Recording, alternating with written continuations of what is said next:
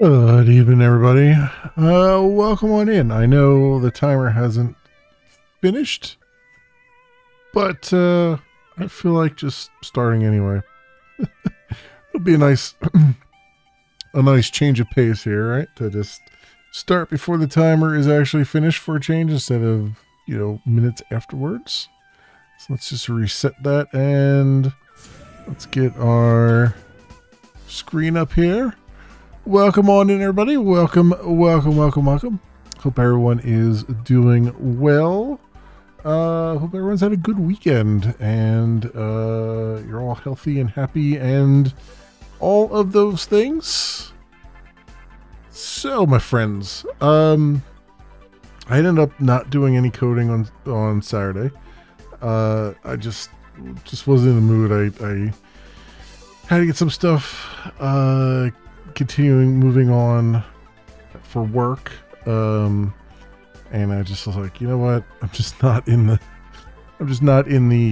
mood to continue doing even more but I am much more enthused, I guess, if you could call it that, tonight. So we're gonna try to jump on in, and I think pretty much where we left off was, I think we're ready to test this. So I guess the only way to find out is to compile it, make sure everything is everything compiles, and just give it a shot. Yeah, everything's compiling. Yeah, let's just do this, and then we'll see if I missed something along the way. Oh, actually, I think I just have to wire up the button, don't I, on the page? Where was the, I think I did forget that. At least I at least need the button to do something on the page, or else we're not going to get very far here. Where's the, why am I drawing a blank here? Where's the controller? Here it is. Hey, Premier Craft, welcome on in. How are you doing tonight? So this is settings accounts. Yeah, what's the accounts? There we go. Link Twitch, link. Oh, I do have it in there. Link Twitch, link YouTube. Okay, well, that's fine. Let's try it.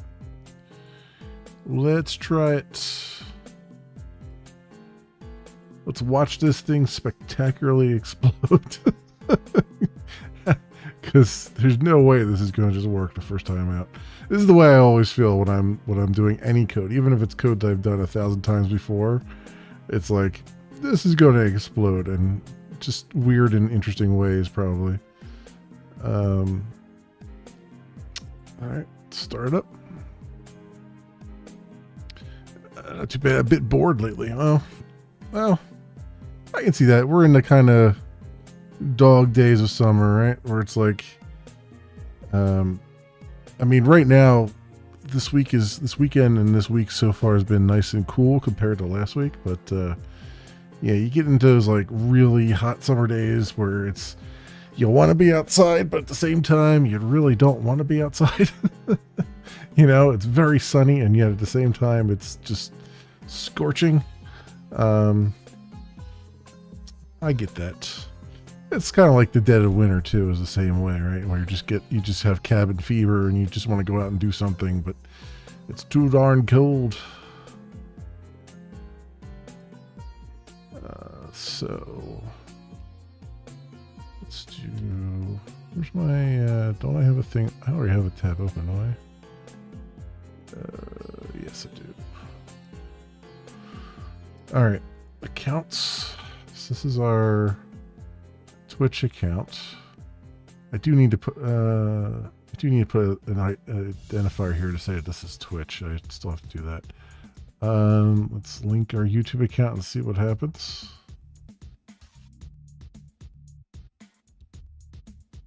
Authorization error. The OF client was not found.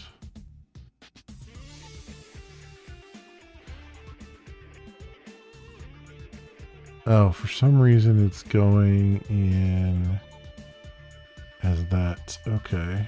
Hang on.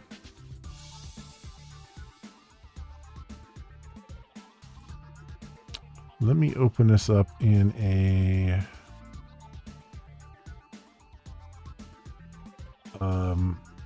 where we at? Yeah.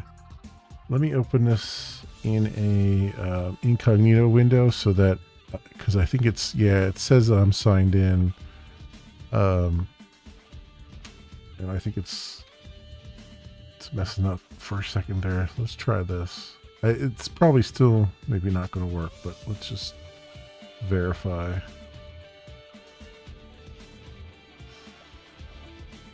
Invalid client. Okay. Error 401 invalid client. So it's the same on both. Just want to make sure. So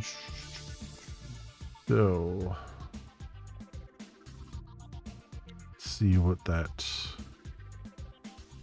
entails. So let me just make sure. I'm going to just call snippet here and let me make sure this is working from their side. It's from their site.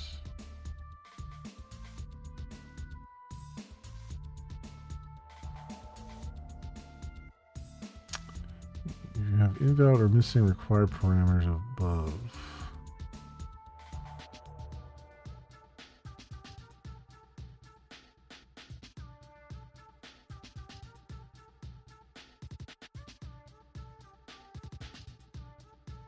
All right, so that brought back 200 okay.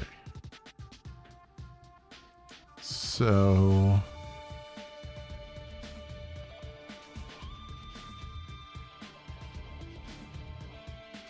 then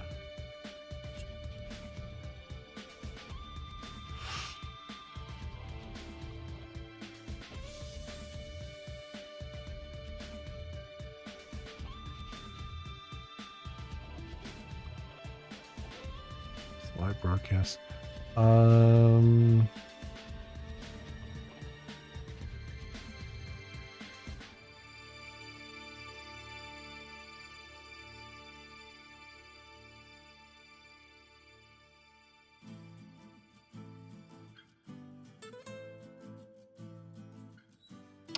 So I got a 401 invalid client ID.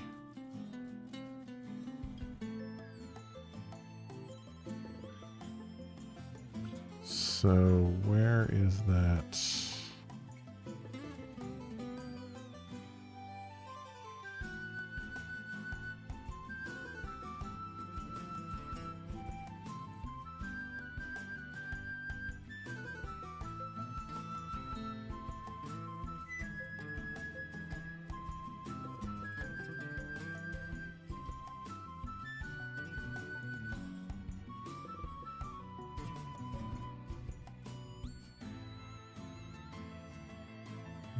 Grant was not what I got back. Access token. So this was during the initial redirect. So let's go all the way up here.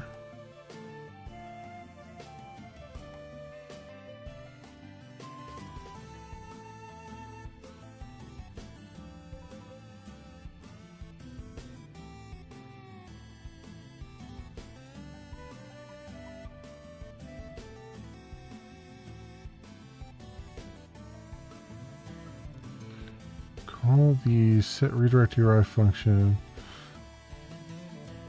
Fire valid redirect URI for provided client ID.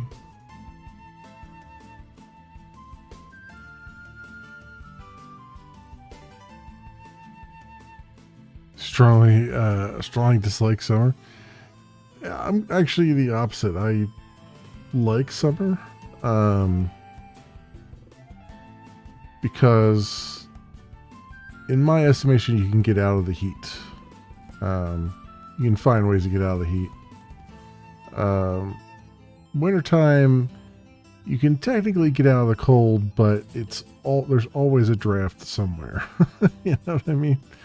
So it's like I kind of always prefer the heat to the cold, at least for the most part. I mean, there's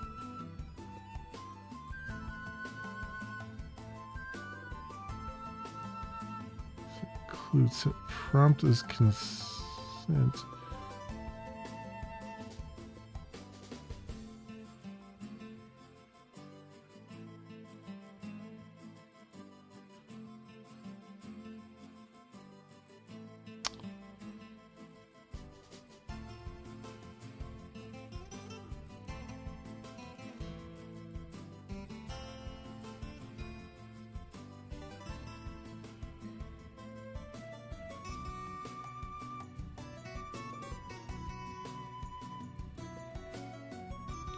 So the client ID that I gave it, it's saying is invalid.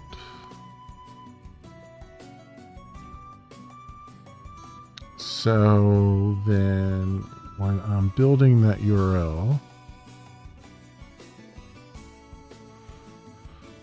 not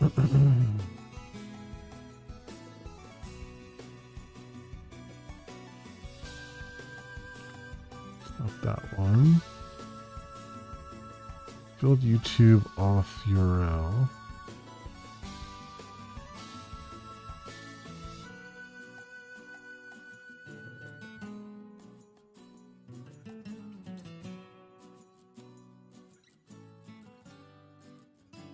So I'm getting the YouTube client ID from the secure storage. Did I? Let me just, so I'm going to have to, let me put a breakpoint here. And I'll look to see what if that's coming back with a value, because that might not be coming back with a value. Because it could come back with a value, I need to hide the screen though, unfortunately. So I'm going to do that right now. And also I'm going to fix that. You can see the edge of the green screen there a little bit. Okay. Let me see. So I'm going to go do debug here.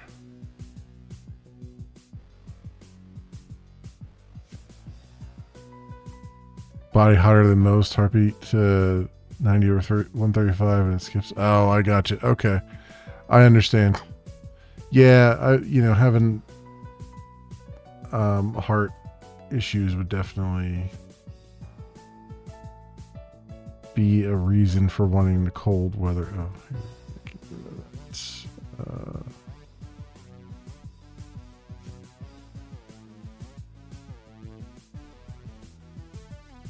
I have a whole bunch of breakpoints here that I just need to get rid of. This is what happens over time. I just accumulate breakpoints, and then I'm like, why did it stop there?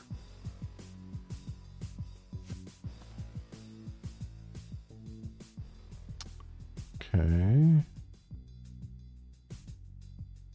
Refresh the page.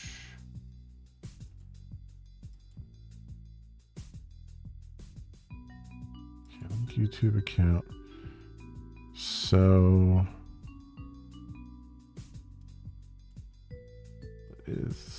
do an inspect on this. See what value is coming back. I know you guys can't see this. I apologize, but it's sensitive information, so I gotta do the doobie-doo here.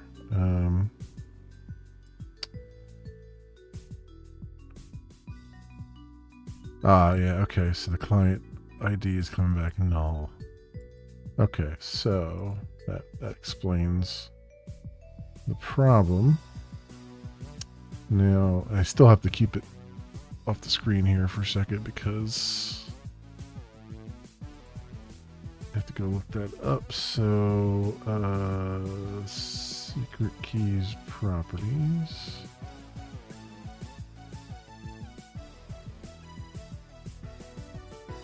So it's in there.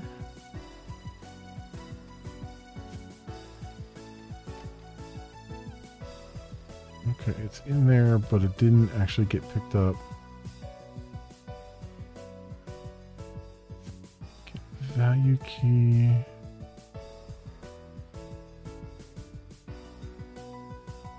Keys token.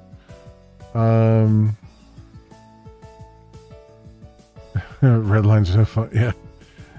One thing that's sad about code. Yeah.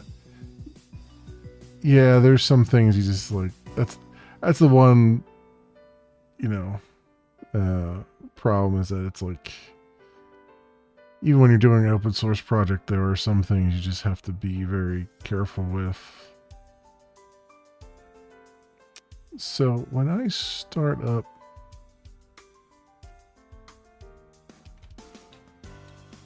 let's see here. So keys. So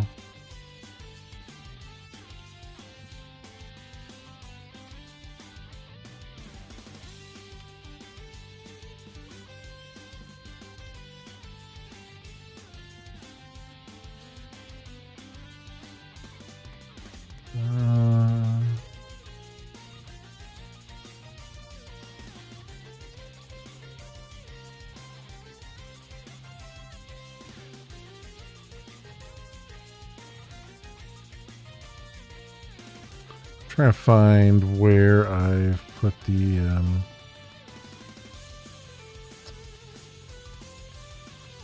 where I call these storage stuff.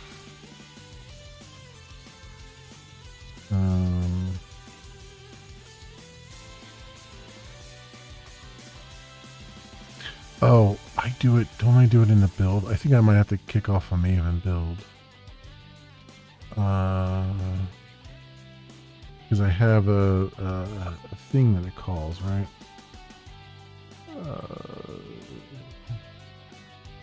Generate resources, exec Maven plugin, build resource store. Yeah. So build resource store.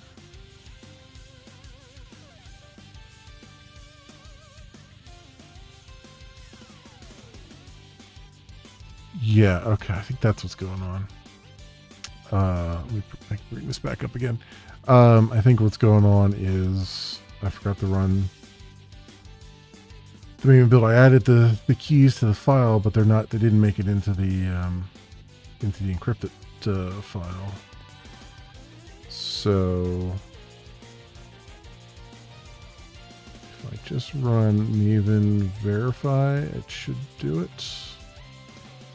Hopefully. Oh, I failed check style. But it should have done it, right? 6 errors reported. I'll fix those. War test compile, test resources. Yeah, I think it... Okay, I think that's fine now. So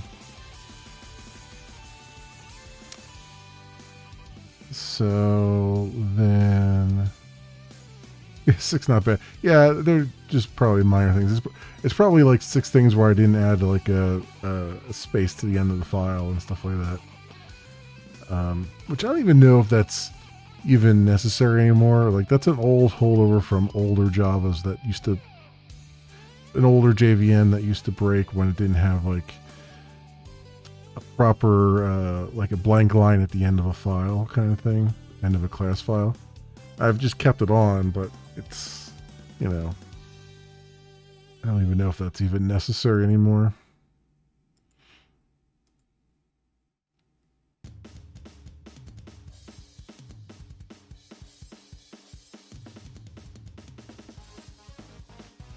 Okay.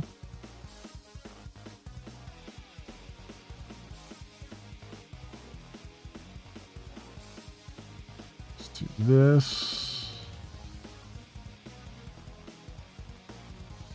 And let's see if this now works a little bit better.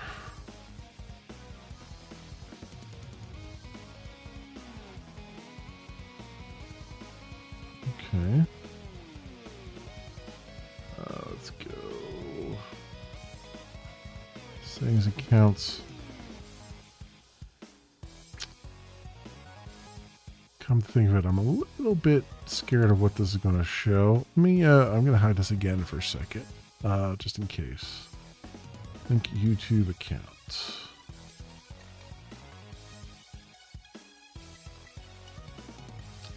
Still getting invalid client.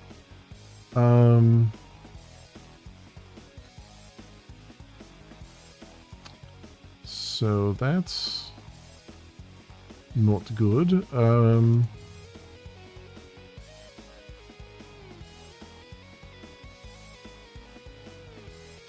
Oh, that time it was invalid client, not invalid client ID? Is that? Wait. Let me see this.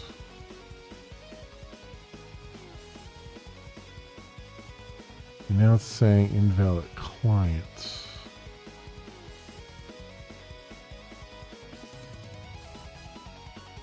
Oh no, it's the same thing.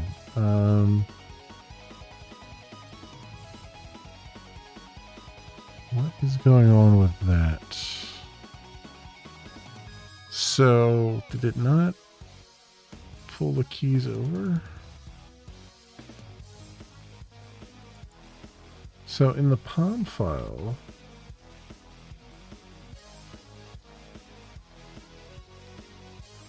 all the way down the bottom, I've got init dev. Oh, it only runs if the resources DB is missing. I forgot. I mean, I can run the profile myself, but yeah, okay. So that's what's going on. So all I have to do, I should have figured that was the way I was doing it. So all I have to do is just delete that file and it'll regenerate it.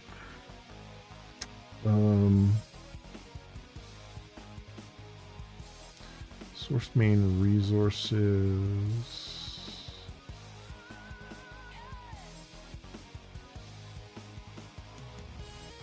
Resources DB, yeah, here it is. Delete that.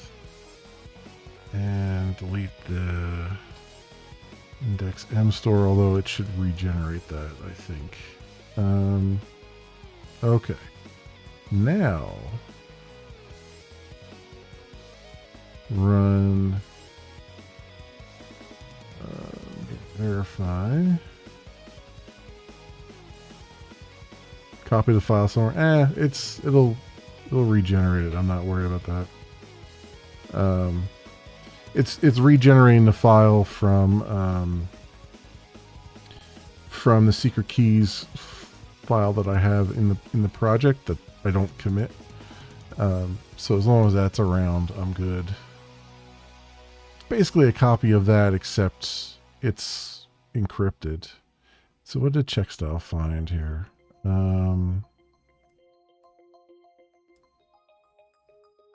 First sentence should end with a period in the Java doc. Return tag should be present and have description. All right, fine. Fine. Counts controller.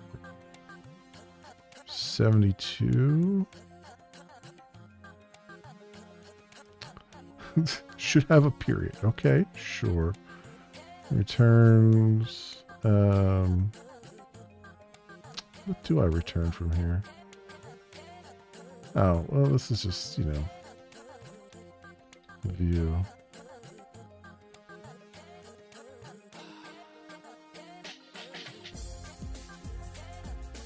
Ooh, we're getting some, a remix of the, Streets of Rage music. Fantastic Genesis game with just music that's just out of this world.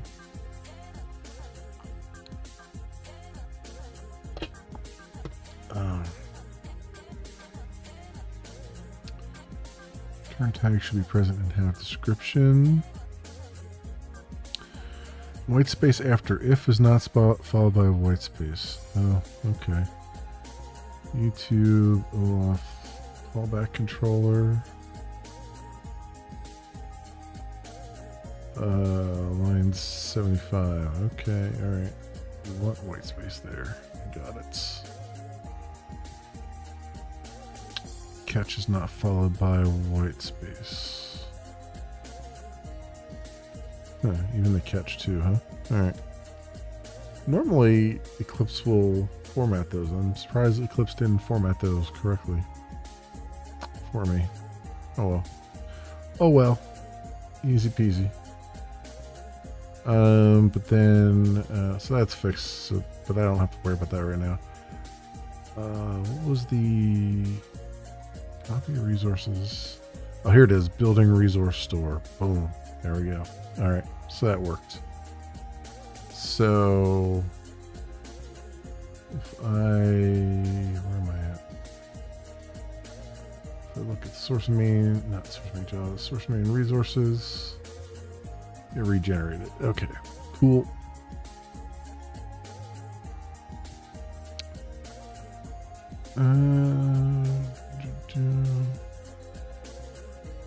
Okay, so oh, I still have the server running. That's not going to work.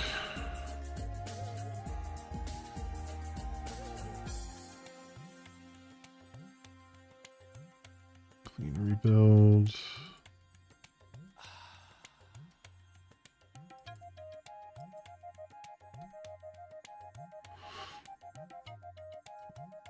All right, let's try it now.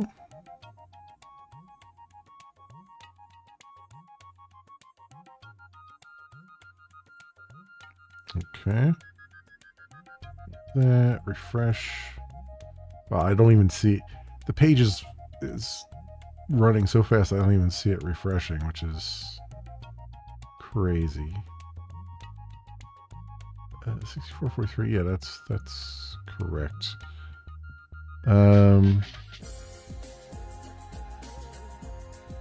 Okay, let me type this again for a second.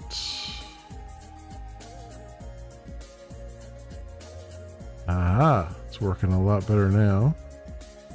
I just don't want to show all my accounts because my real name is in here.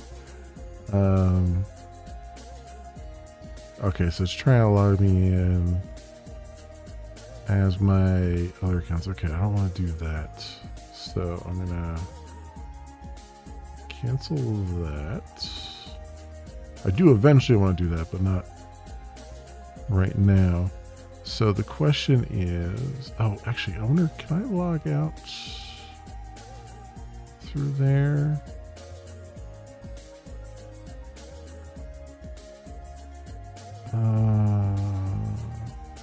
Does not look like I can. I'm gonna log out of sync here. Because there's no reason for me to even be logged into the browser sync anyway. I'm not syncing to anything to begin with. Then I wonder if I do this now. Well, it shows me as signed out, but I'd rather not see this. Let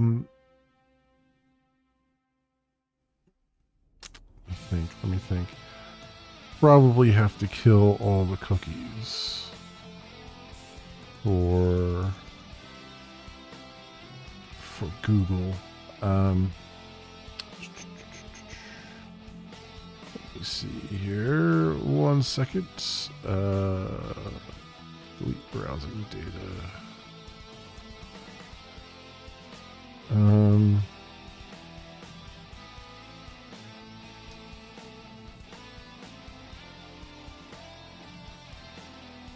I'm just going to delete all of it. Screw it, I'll just delete all of it. Just have to sign back into things, that's all. Nope, that's not. That still remembers. I think I have to close the tab. Let me close out the browser and bring it back up.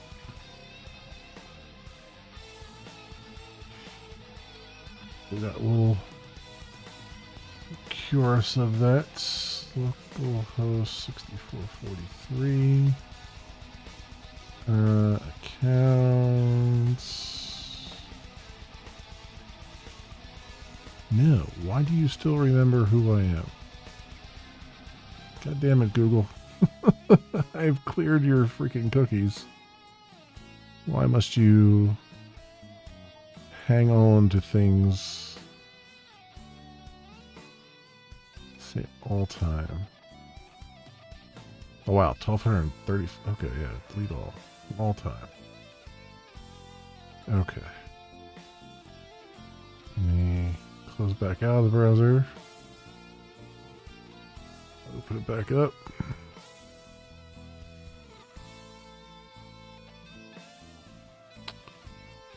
That seems to have done something anyway.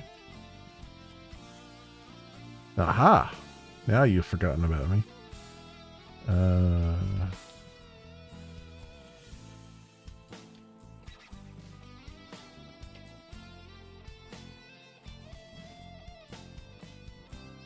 Okay, 1 second here.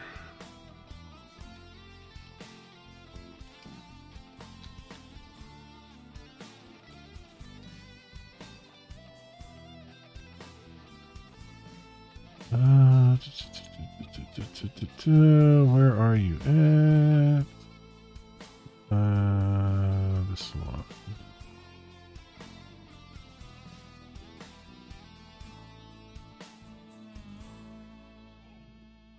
Ah, here we go.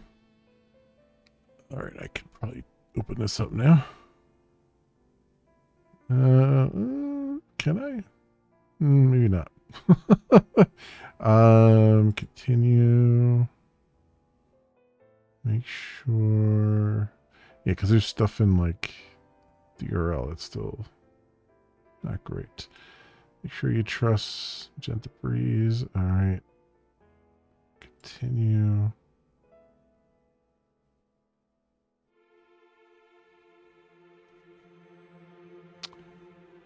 And I got a 404 not found. No endpoint. Get settings accounts.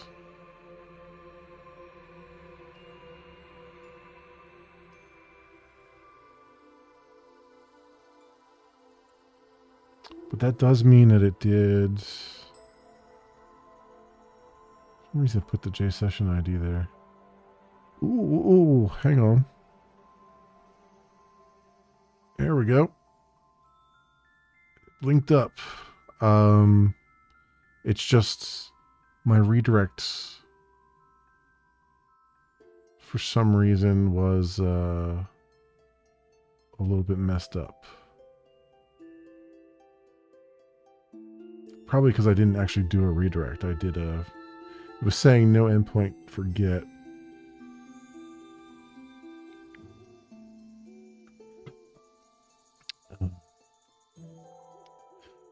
You like the black screen to death. Yeah, I gotta maybe put some kind of... I was thinking about like putting maybe I guess a moire pattern or something, you know, like a sensor, like gobbledygook over the whole screen except for my webcam. So like it would still be, you'd see colors, but you wouldn't be able to determine like, you know, what's actually on the screen per se. But that would require me to do some work, and I haven't done. Maybe, perhaps this bot will give me an option to do that. Maybe that's something I should program my bot to do. Like, have a command where it'll just blur the screen except for like a certain section or whatever that you define. That might be actually useful. So yeah, so it worked. It got the name of the channel back, and it got the icon, the URL for the icon, which is all I was asking for. And so, hey, why not? It's appears to be working. And in fact, I can open up I can safely look at it in the database because there's no keys in the database. They're all in that secure file. Well, encrypted file. We'll see how secure it actually is. Who knows? But yeah, select all from accounts. What is going on with Aqua Data Studio? It just started doing this whenever I would like run a query against this database. It's like it starts to freak out and just dies. What is happening there?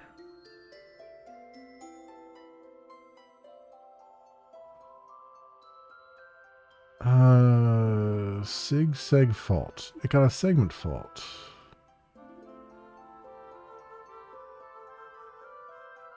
libgl API. Oh, this must be happening since I last updated. Yeah, it's having an OpenGL issue. This must have happened since I last updated KDE. This must be a KDE thing that is now causing Aqua to die on me here. Because it was definitely working. So I wonder if there is...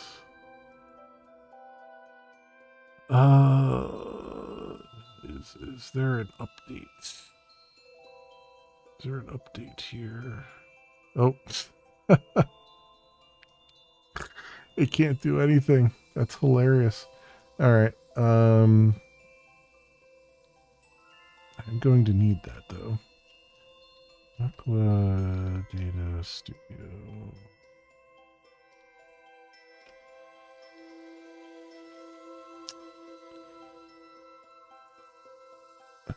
Delete it forever, yeah. Put a list of things to do, then the black, yeah. Do I need to... I think I need to drum up the email from them. Because I think they have like a link that you have to go to download the latest stuff. I'm all paid up, so I should be able to download an update. Let's try Aqua Fold. Okay, not in that account.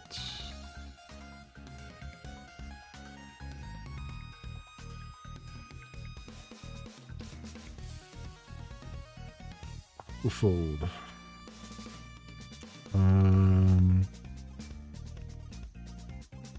One of these is ultimate and one is not. So which one is this? I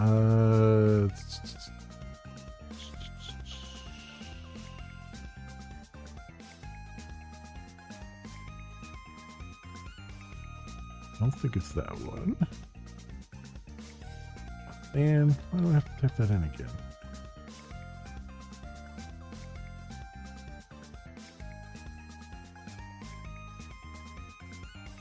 Oh yeah, here we go. This is ultimate. Oh, it's the same download link though, I guess.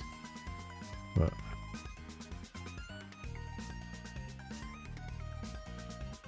do this. Copy that.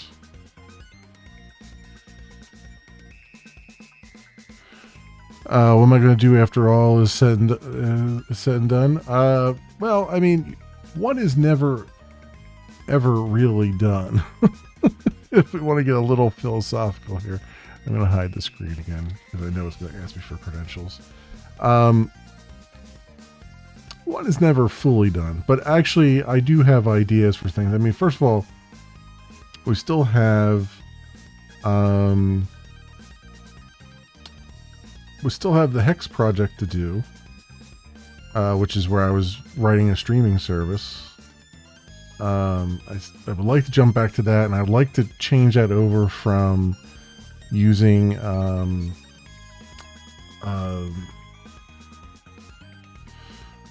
Lime Leaf for the UI rendering and switch it over to using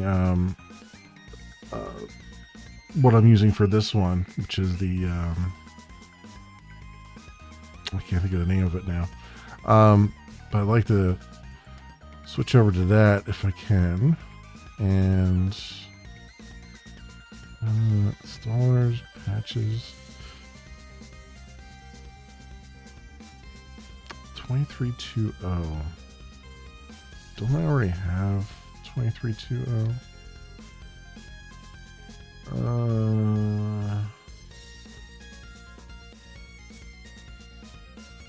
Oh no, I have 2233. Okay. Alright, let me download that then. Let's see if this works a little bit better, maybe. Possibly.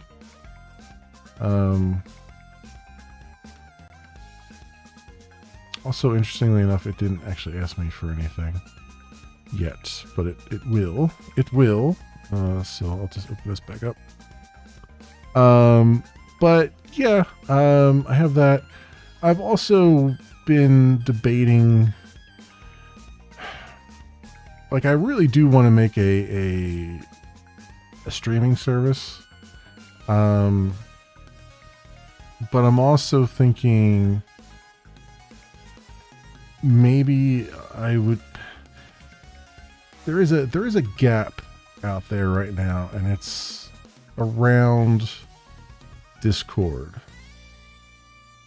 And I was making a streaming service because I dislike Twitch a lot, and I don't like how they handle things and how they're doing things, and I haven't for a long time. And I wanted to do them. I wanted to put something out there that does things differently, but I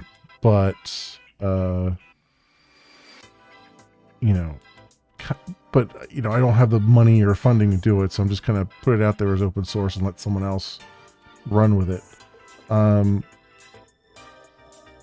But I also have problems with Discord, and I don't like how Discord works. I often don't even really interact with Discord all that much because I just don't like it. And I was wondering whether I was kind of thinking of maybe combining the two somehow, like have a Discord-like service that also allows you to have a community. Like, you can have like a very, like a regular community, like a text-based community, or you can have like a streaming community where multiple people can stream under a particular group and all that stuff. And just kind of, and maybe even like do some sort of, game integration or something in there too. Which is a much larger project than just a streaming service. I mean, streaming service in and of itself is huge. And then tacking on top of that everything else, it just becomes crazy pants. But my justification there is that I was trying to implement RTMP for things, and there's not a whole lot out there to like really help you implement RTMP, and they're making changes to it and stuff like that. And so I really wanted to just have something that was just web RTC, just straight up, flat out, because that's all documented and there's standards and all that stuff. And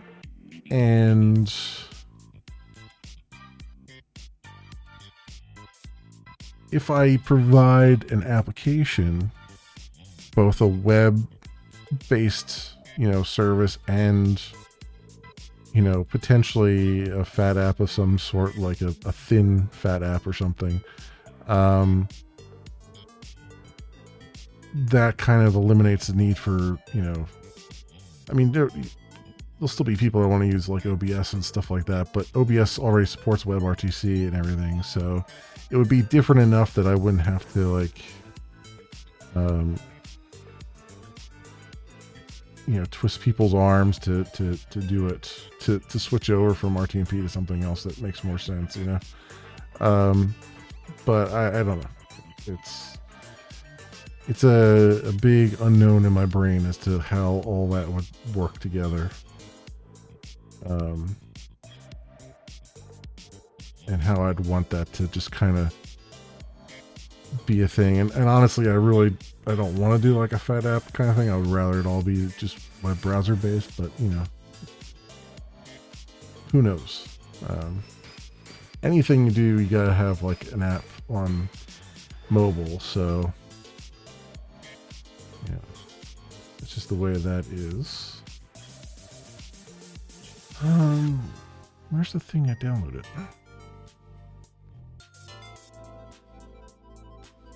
I'm staring at this and I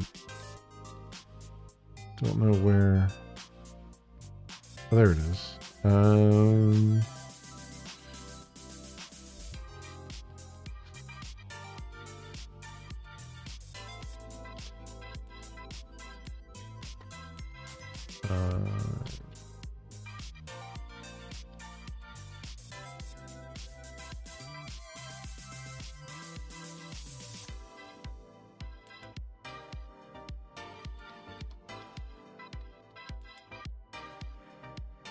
Why is this not working? There's something wrong here? Tar.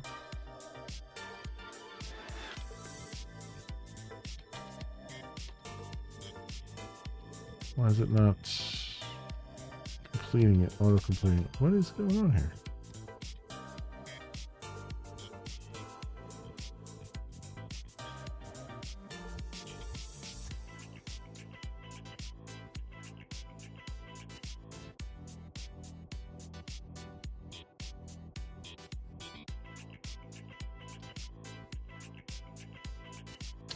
Okay, sitar.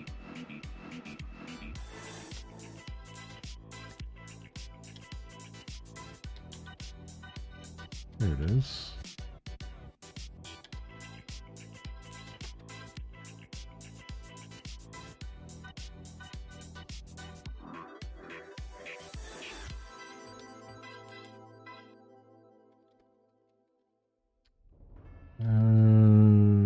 Development.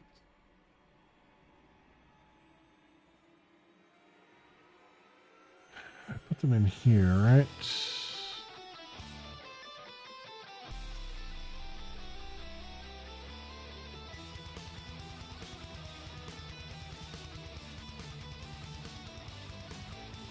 Three, 2, 0.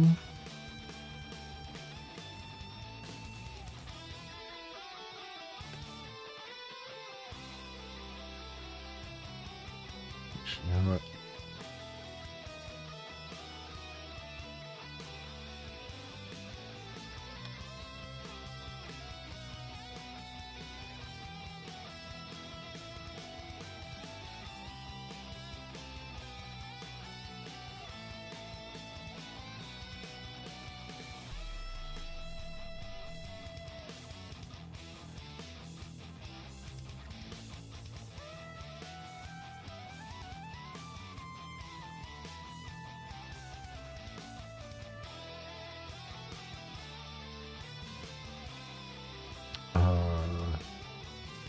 What?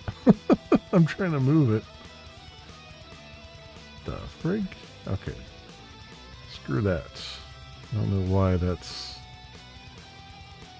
giving me a problem. I'm just trying to move this thing.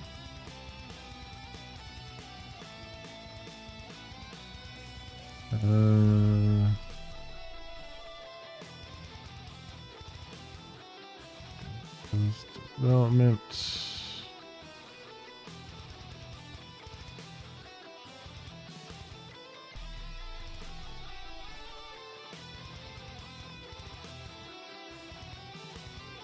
Oh, there's already a Data Studio folder here. Ew. 23. That explains it.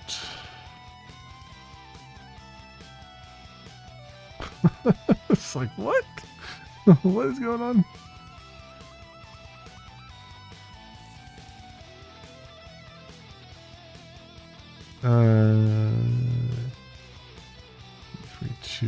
Okay, so then do I have, oh, that must have been a symbolic link. Ah, that's why. Okay, I was like, I'm pretty sure I made a symbolic link to these things.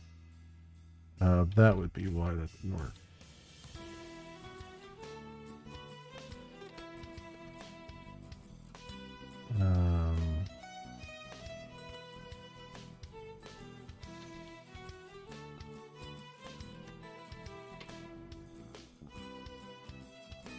There we go. Okay, I think this, does this run, does this just go under ADS?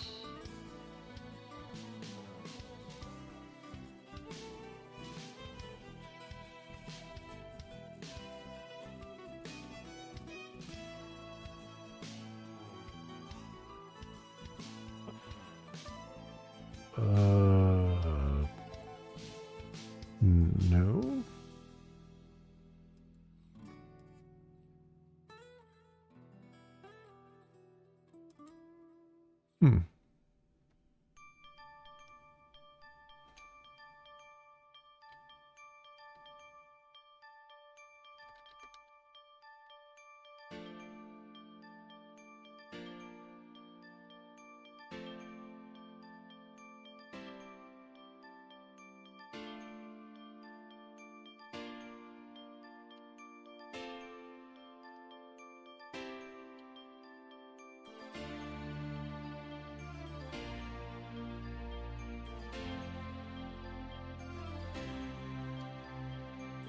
What's going on here?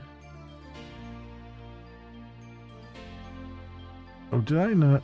I think I... Crap.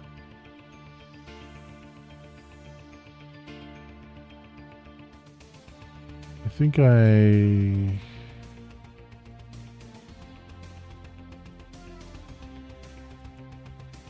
downloaded the Targy zip, didn't I? Instead of just downloading the installer.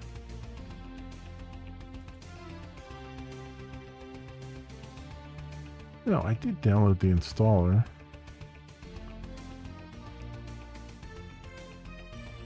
They don't have an installer for it.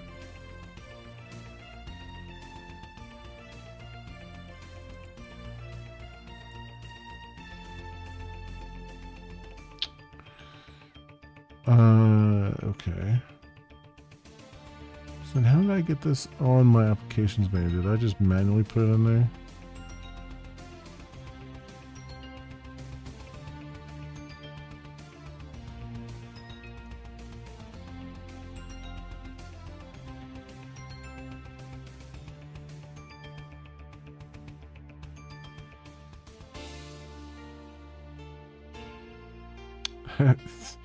It's opening with the KDE. Oh, here it is. Data Studio bundled. Oh, it is running the correct thing. Okay, that's the command. That's what I'm looking for. All right, so I should just be able to run this, right?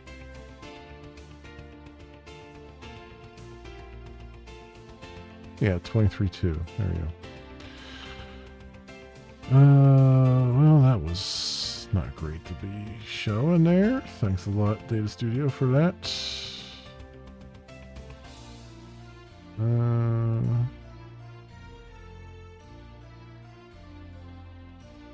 JVM crash. Wow, that sucks.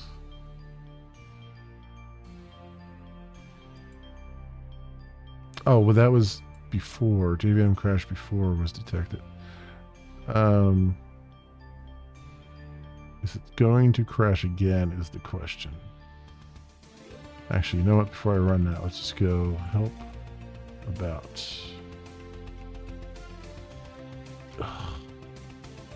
That hurts my soul.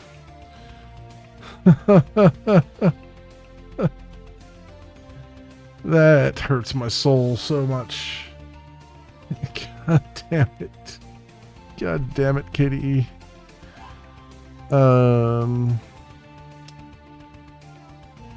This is what I get for updating. I wonder if they've got more updates here.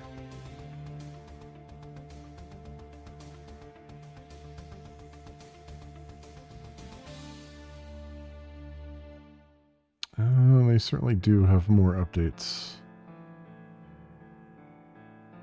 Well, I could try do the updates so I can get my tool here. Or I can put it off. I think I'll just put it off for right now. Well, I'm gonna need something there, I think. But anyway, so I got this working. I hate to do this update right now because I don't know if it's gonna completely break everything. One of these years will be the year of the Linux desktop. Once they figure out how not to break everything, that would be swell. That would be darn swell. I could do. Yeah, we'll have to do without that for a moment here. All right, so this is. So I got one way or the other. It is linking the account right now. So that's good. It's got the basic information down. So technically that's working. Is there a way for me to set my computer back in time? Yeah, I know, right? I know, right? You know what? Because that's going to be a problem, and I'm not going to. If I don't fix it now, I'm gonna forget to fix it for next time.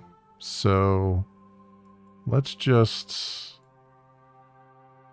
We got our stuff saved here, locally at least. Let's close out of everything. I still have OBS open even.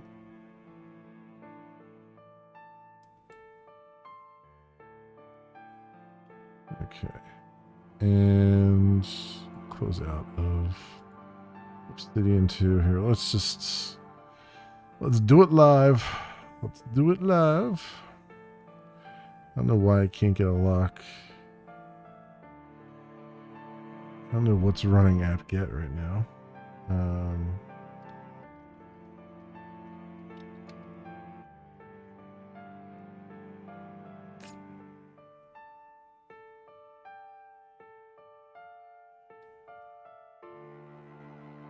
Root is apparently running it.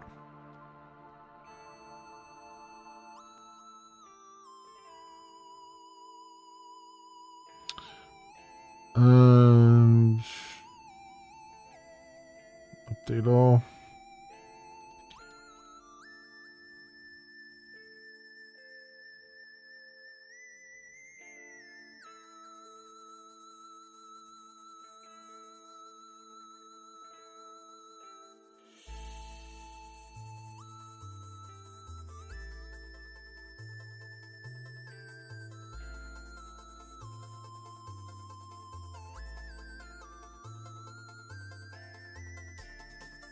There's nothing else that could probably use a reboot anyway. It's been several months since I've rebooted. So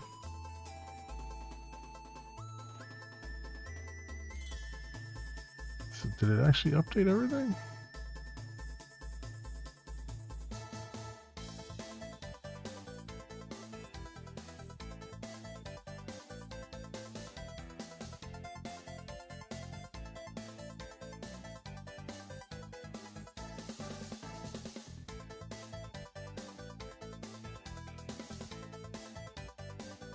It looks like it's updating everything. Who has a lock on apt?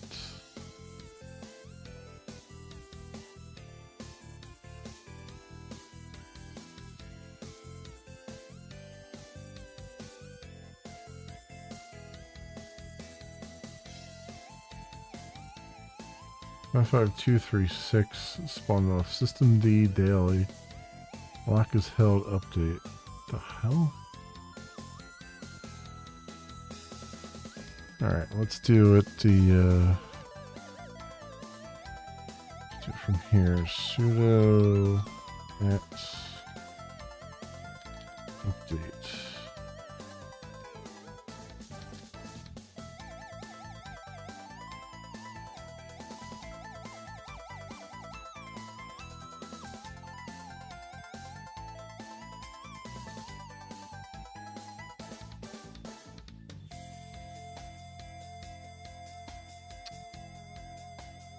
Well, you know what? Let's see what happens when I kill it. Kill 55264.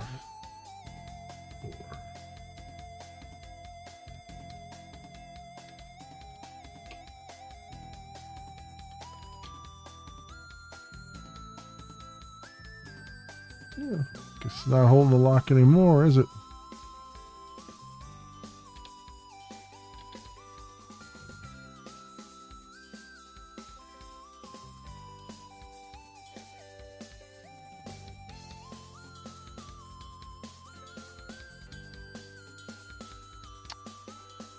Any packages can be upgraded. All right. No,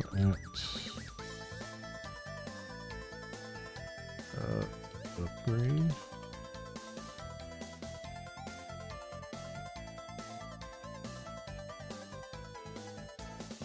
Never required. Blah blah. Well, let's see what happens. Doing it live after all.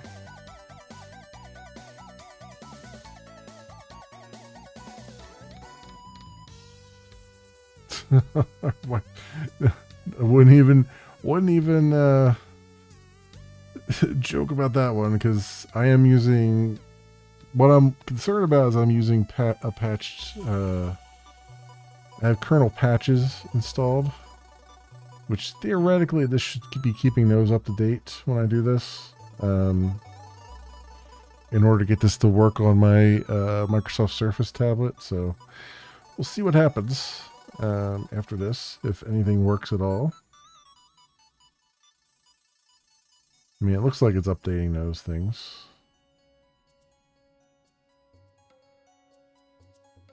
Yeah, see, it's setting up Linux image 610.3 Surface 1, so it is updating the patches too, which is probably good, because it means I'm getting the latest up-to-date stuff on that as well. So maybe more stuff will work, maybe.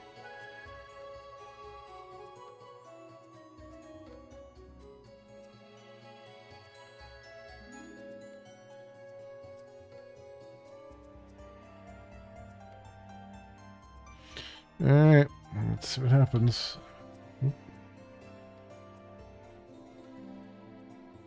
Uh-oh. Oh, it kicked me off of the of barrier, I bet. It must have shut down barrier and started it back up again. Or hasn't started it back up yet. Oh, here it is. Okay.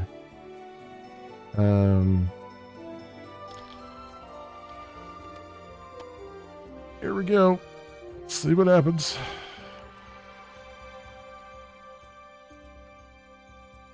Let's see what goes on here. See if it decides to come back. I'm having to look at OBS to see if it comes back or not, because my monitor's already switched over. There we go. We're getting the boot screen. That's a good sign. Yeah, okay. Let's see what this looks like.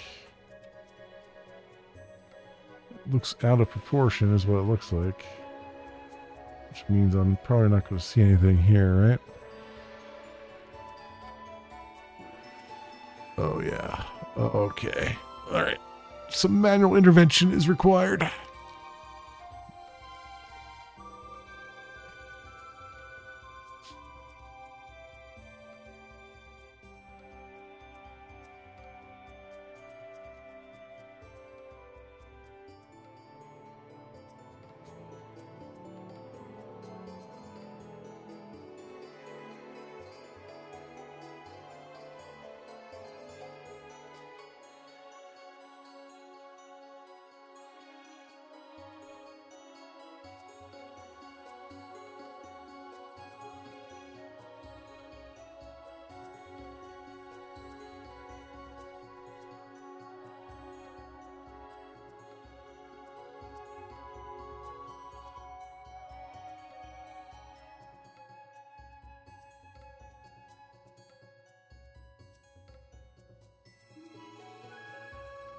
If I can fix the desktop, because it always goes wrong whenever I reboot.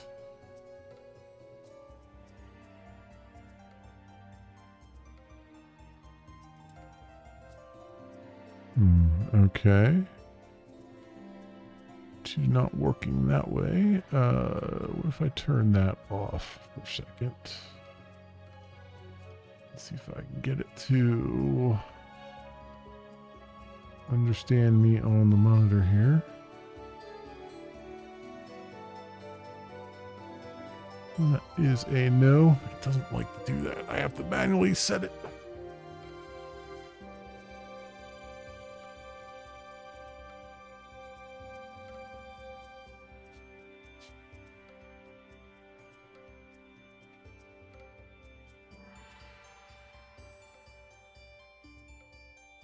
Actually, you know what? I can see the mouse up here. Maybe I can go under settings, or no, you know what I need? I need desktop. Can I read that?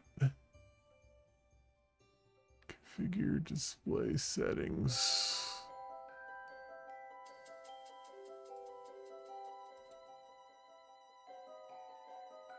Okay. Device.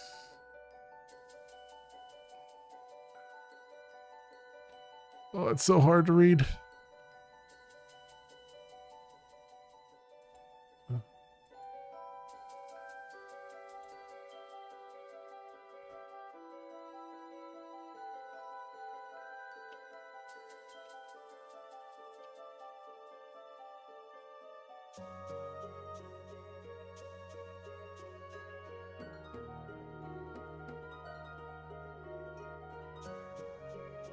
Okay, that didn't work.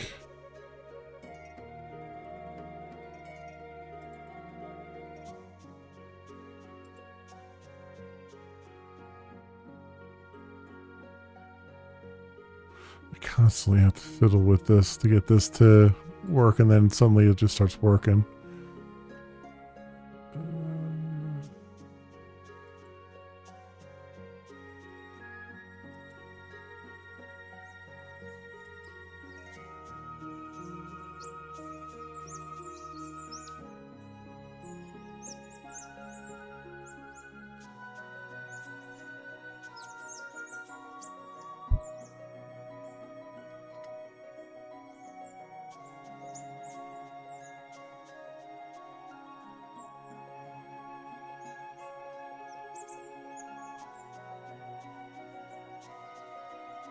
Cannot see that at all.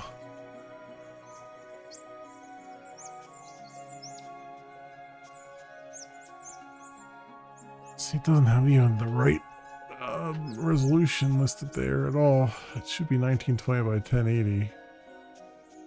And it doesn't have it. Oh, let's see.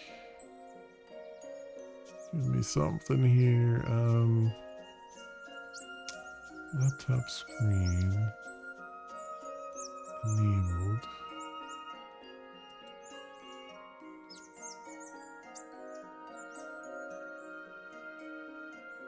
Oh crap, I can't see those.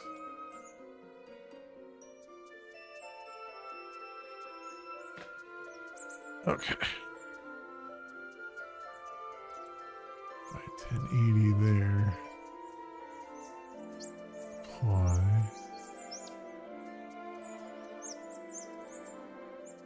And then does that give me my monitor back over here?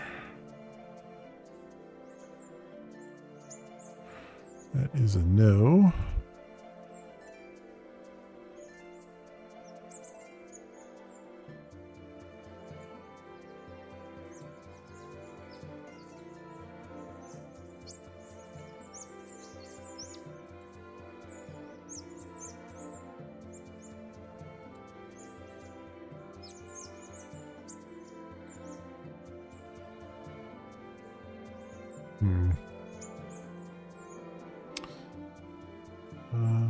Data general.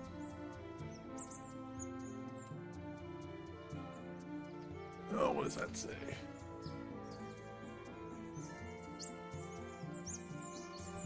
That is correct. So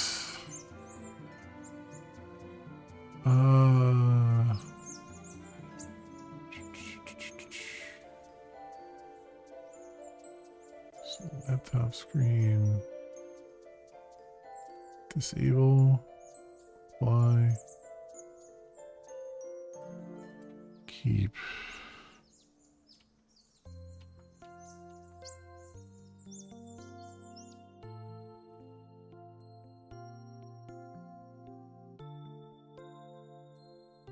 Still nothing there. Let me jiggle the cable.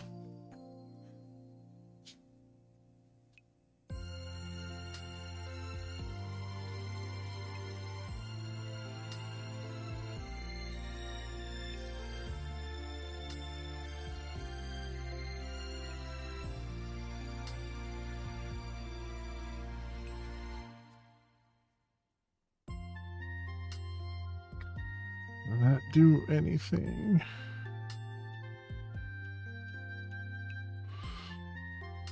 It might be the other cable. I didn't label it.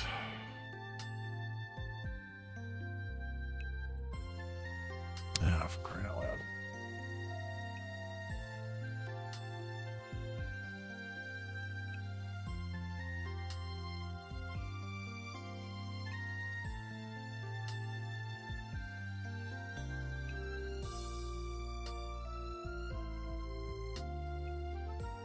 I don't know what that I don't know what that giant no symbol means, but maybe that's a good thing. Oh, well, I can... A new output has been added. Settings have been reloaded. Well, I can kind of see the screen here. Kinda. Now it's just the wrong resolution. 1920 by 1080.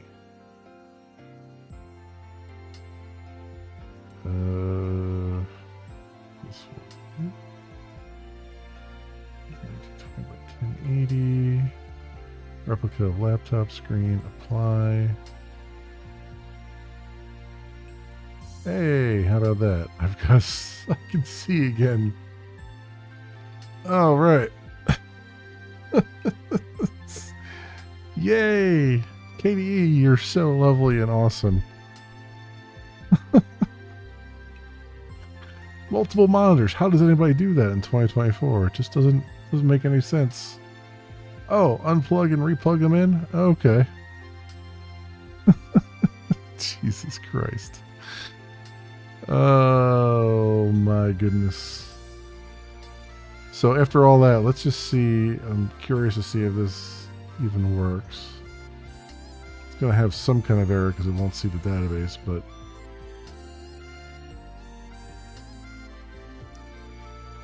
that happened there. About. I don't know why I thought it would just work, but you know, there you go. There was that. I guess I could look to see if someone else has run into this and fixed it, but I'm gonna bet probably not. Probably not.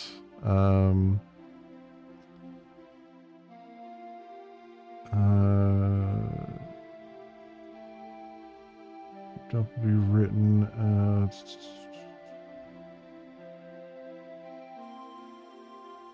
This is like the JVM is literally crashing, which is happened outside the Java virtual machine in native code. Where is this at?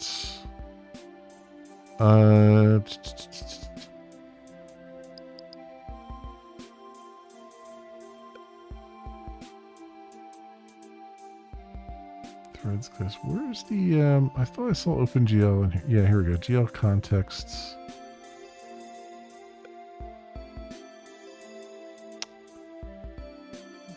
So Adoptium.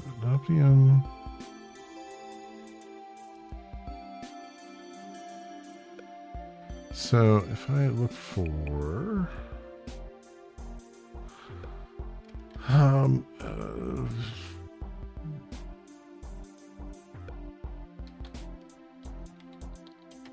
Optium Open GL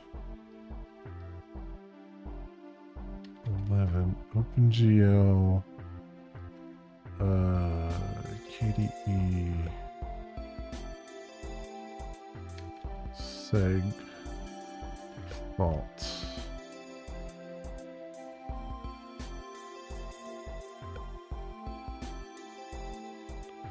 A year ago.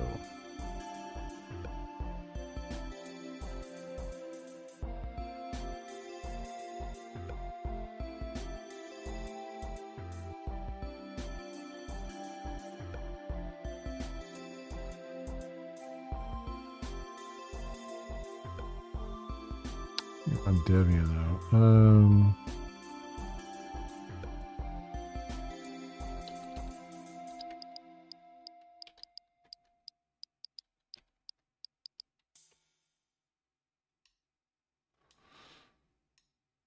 Delete call cause segmentation faults.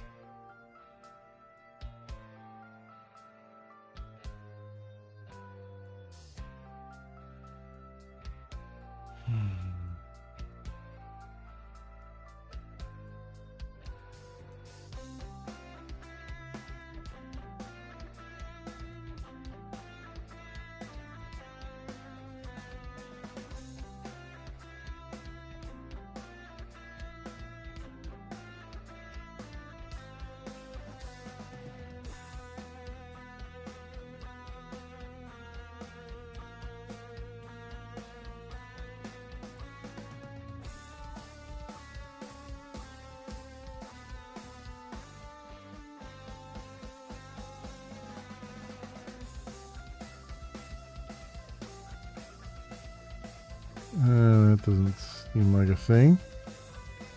Tricor, oof.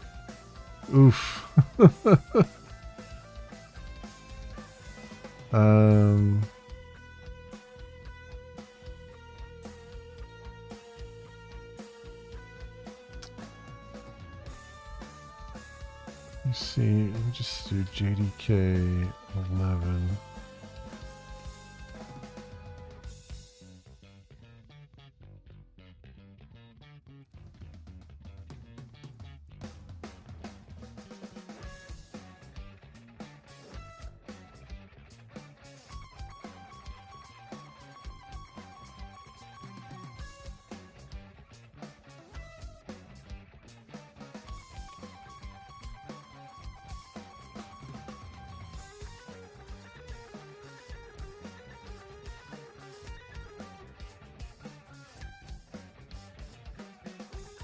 Kills me is this was working fine and then all of a sudden it's let's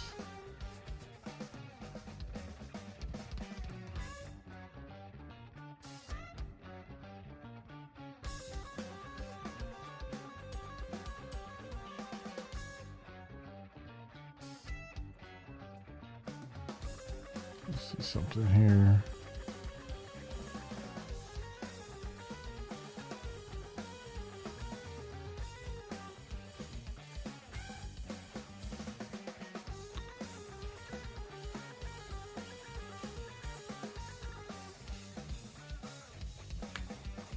NVIDIA GL core crashes. Sweet OpenGL acceleration.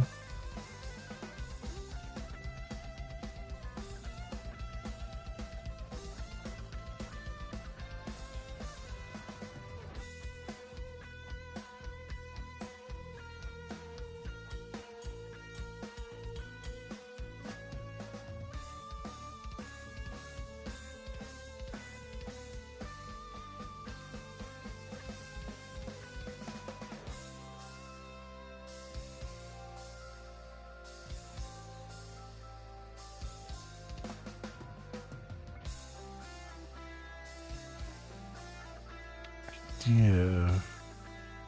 Snapshot idea. Oh, is it using IntelliJ ideas? GUI? If that's the case, then I bet that's, if I search for that,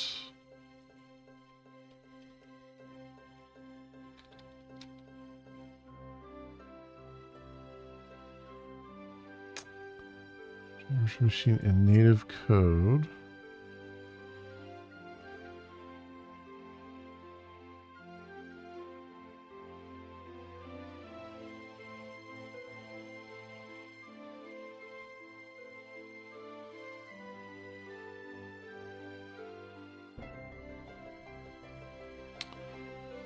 What is... Okay, Premiere. Register memory mapping.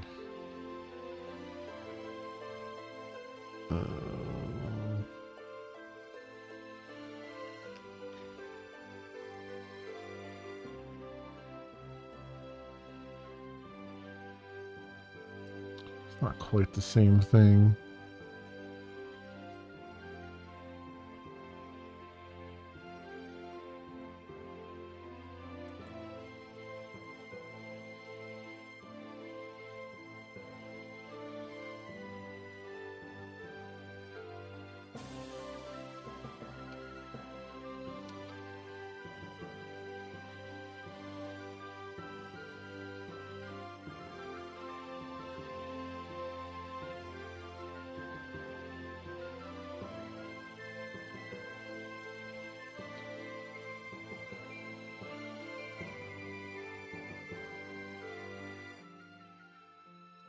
Uh, 11 years ago. Oh, Jesus, no.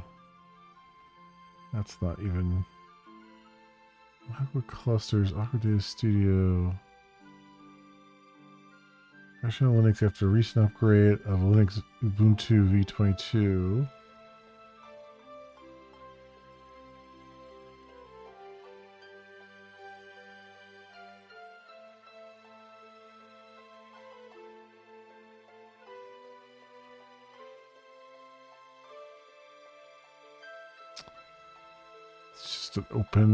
It's open since February 22nd. I guess that's, yeah, I updated after February 22nd, and that's, I guess, when it started happening. Interesting.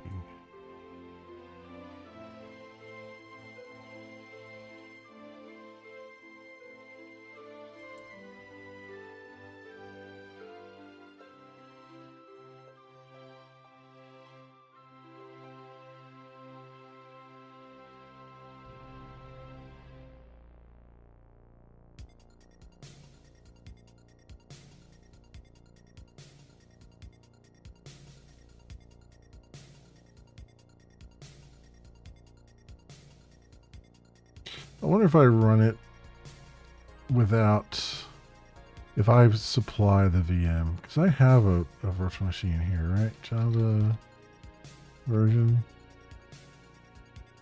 Yeah. I wonder if I just download the no VM version and just run that.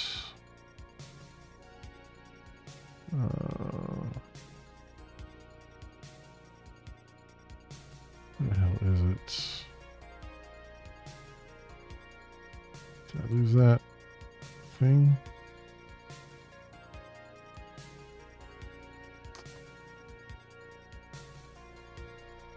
Yeah, let me download. Let's do Linux. No VM. Yeah, we'll download this one.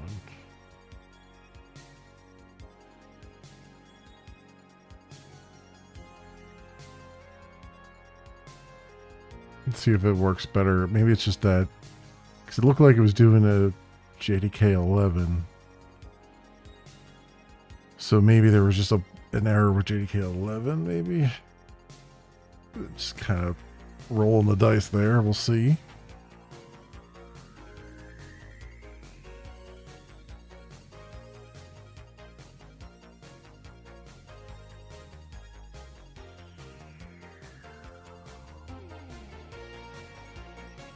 Okay.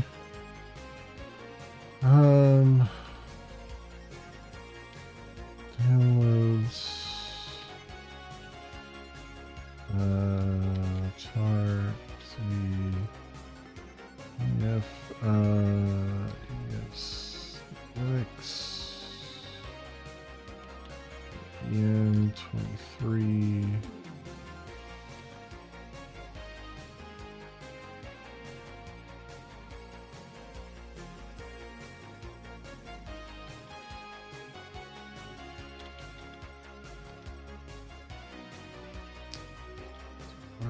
RF, Studio 320, and we'll do a move.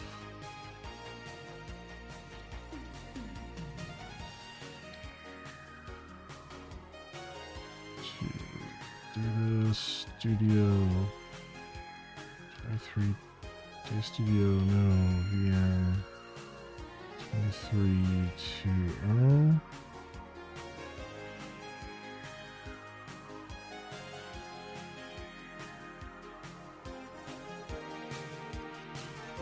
Alright. Yes. Alan, there's S. Data Studio. VM 2320. ADS. Okay.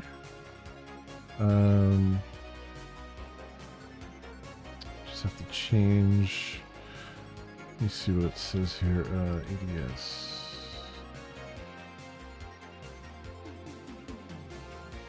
Studio. So just run. Let's do Studio bundled.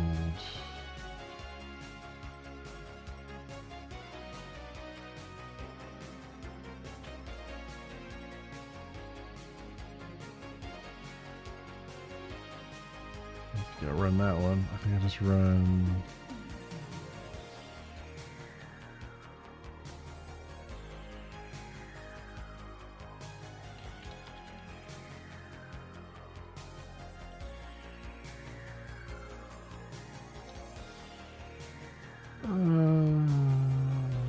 Desktop.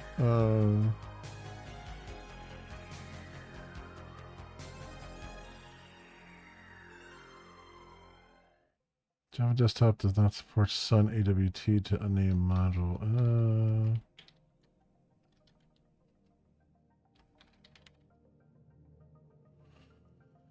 Same thing. Okay, so it doesn't want to work on.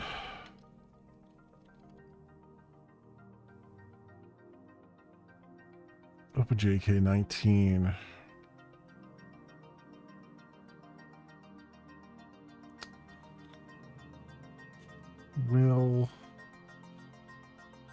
Will Hill.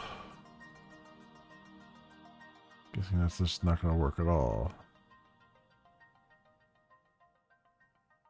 Huh.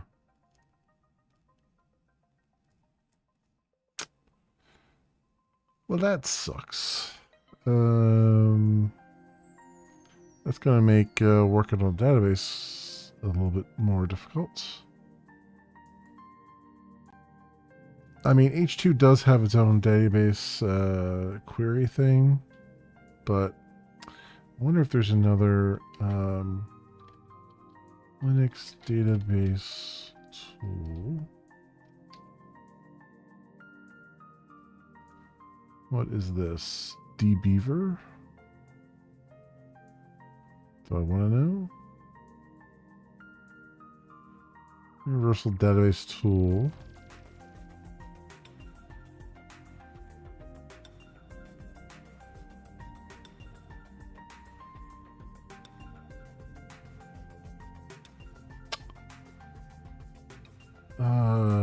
And others. What others?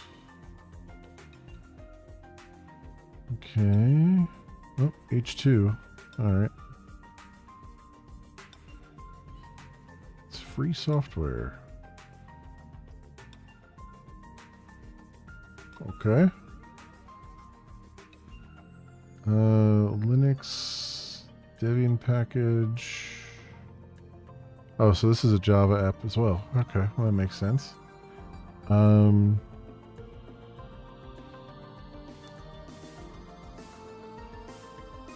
Oh, and there's an Eclipse plugin too. Okay. Pro features, advanced SQL databases support. So wait, does Pro only support certain things?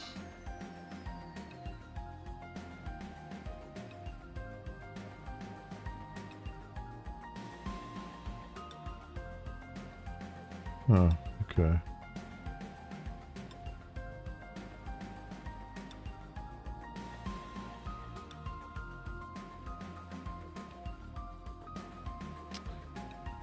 I can actually use Snap to do it, huh? Alright, let's just do that, I guess. Why not?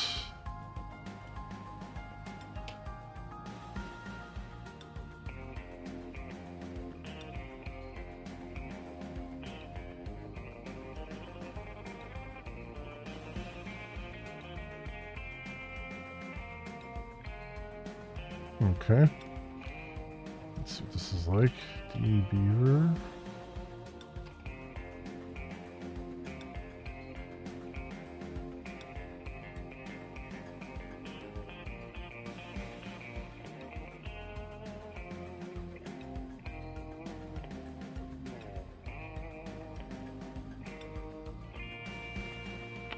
Pin this, and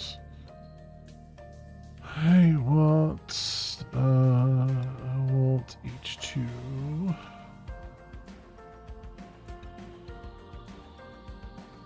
H2 server. Localhost, and database schema is I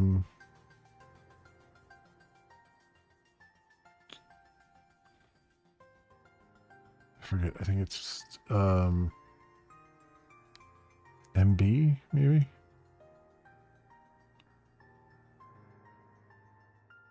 I'll have to look it up here for a second. Okay. I mean, if this works, then it works. What can I say? Let's go get Eclipse open.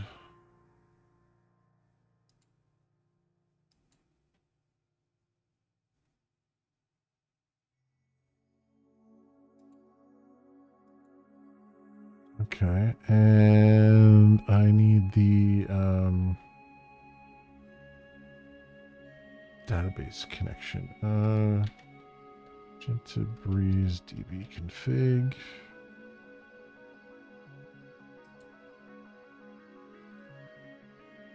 Yeah, it's just that. Let me see.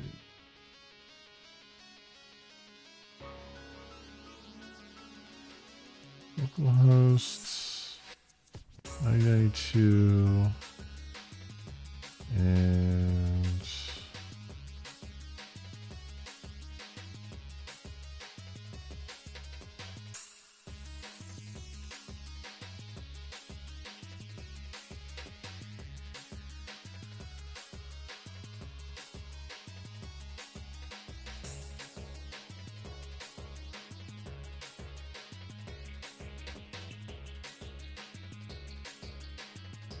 no. MD with no password.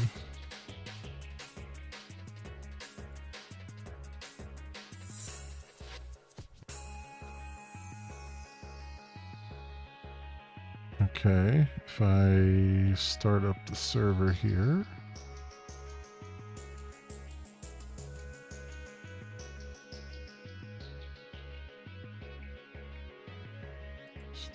Let's do a clean just to make sure everything's good.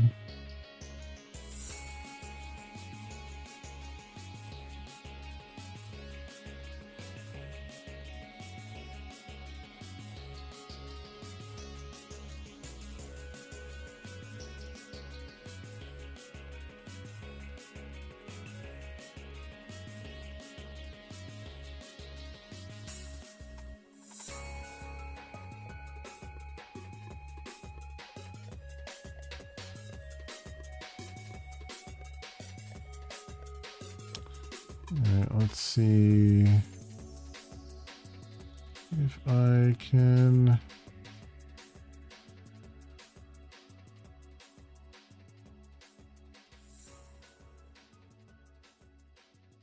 Download database drivers, sure.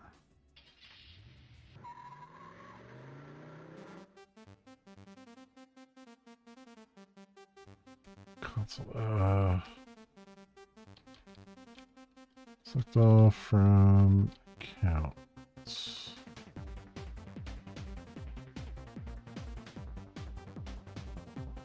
There we go. All right, well that works. This is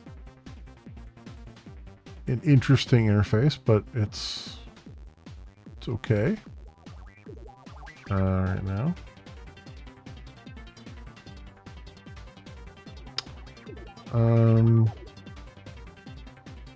I mean, it'll do. It'll do. I should show the value over there. Okay. Cool. All right. At least we have something that I can use right now. It beats having nothing that I can use at least. So that's good. Because that was threatening to just make it really difficult to do anything. Okay,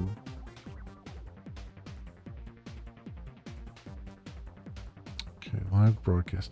So one of the things here, they have the live broadcasts. What I'm curious about is live chat messages.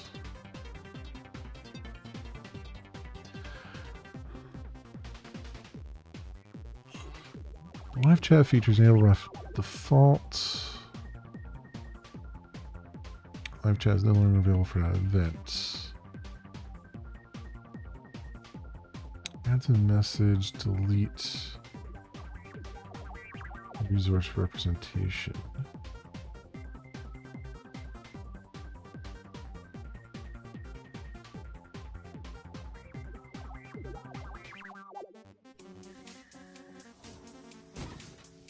Fan funding.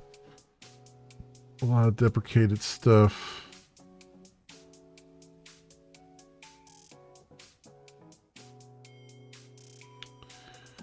But how do you...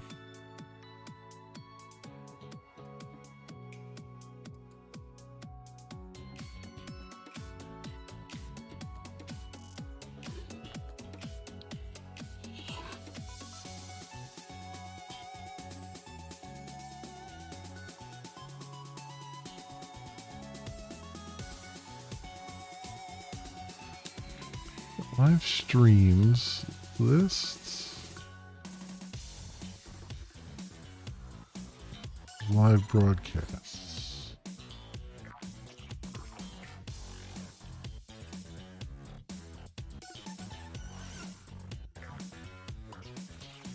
It will be streamed.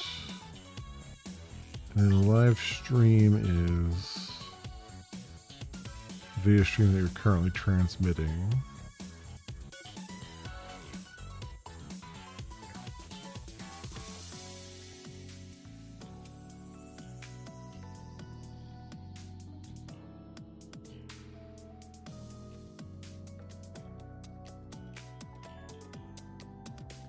This your broadcast, okay. But I'm wondering here, what is the best way to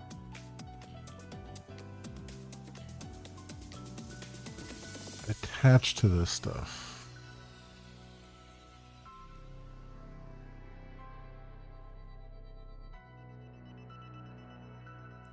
Like, you've got live chat messages.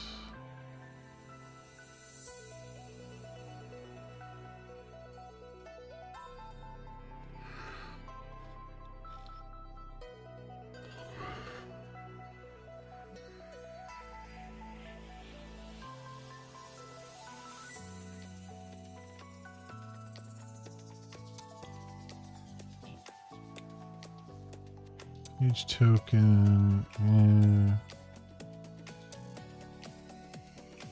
Info errors. Those are deprecated.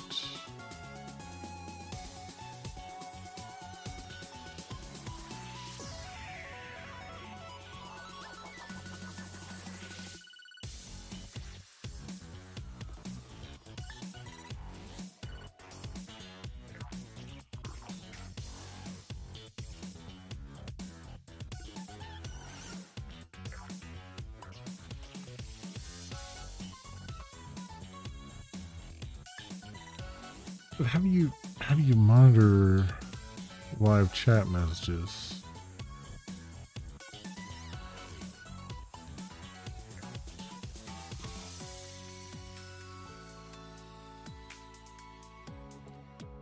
Like you've got the list there, obviously.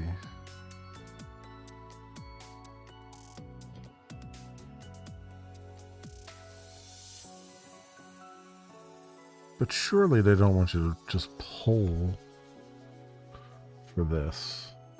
Because that would be pretty nutty, because if you had to poll for chat messages, then you're gonna burn through your API credits like mad at that point, right?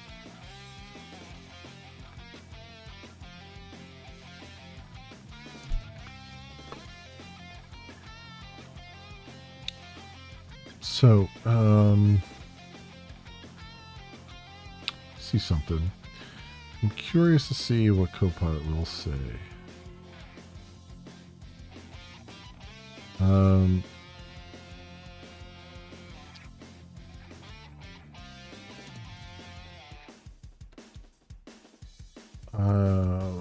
What would be the best way to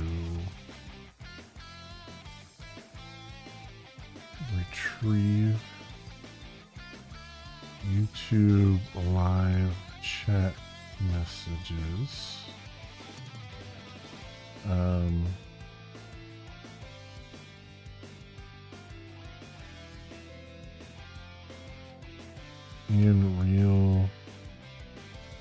In real time.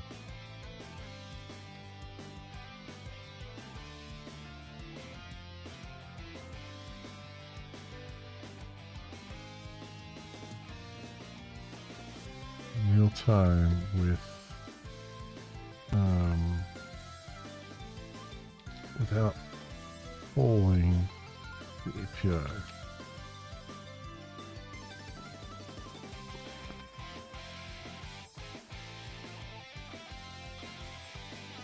It's not.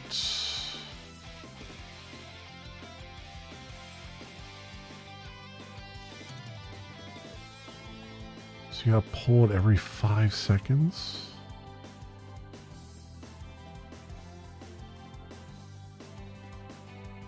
Yeah.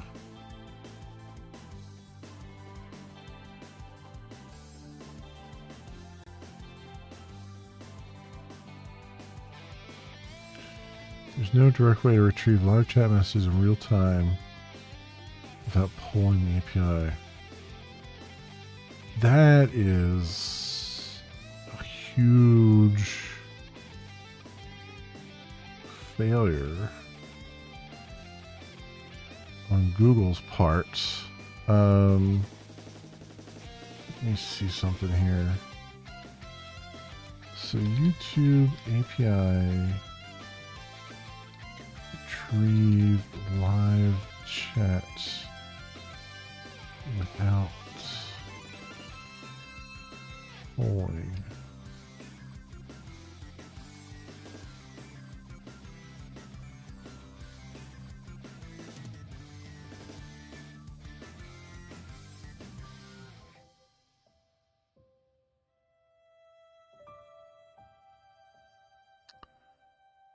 It should react to live chat messages. Simply called the chats and author details. The response indicates polling interval milliseconds 1000. So in theory, I could call the API every second. However, a little manual testing already used a stunning 120 quota usage out of a 10,000 daily limit. Yeah.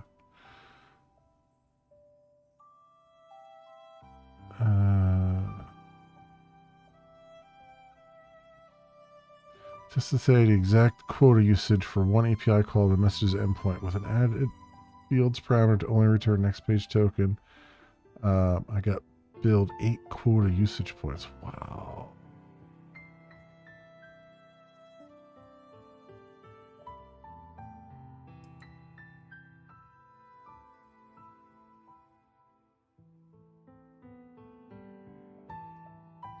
That was only 4 years ago.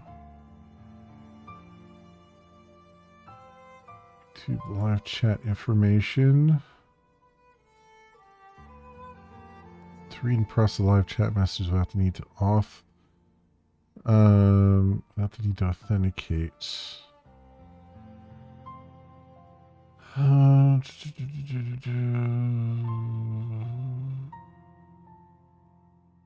Yeah, it's not going to be a thing.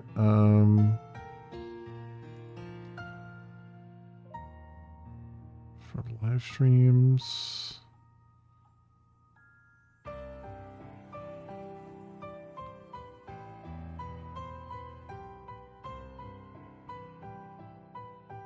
YouTube Data API v3 doesn't provide a basic feature.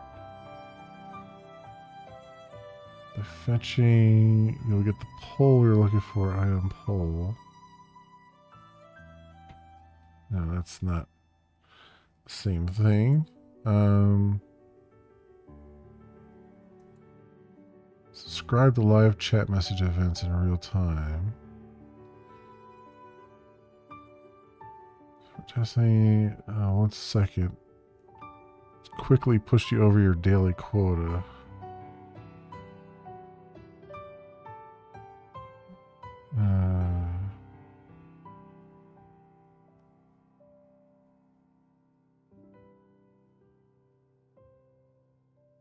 Amount of quota single retakes. Does that apply here too? Number of HTTPS requests. Wow, okay, so they just don't, and that was a year ago, so they just don't give you anything.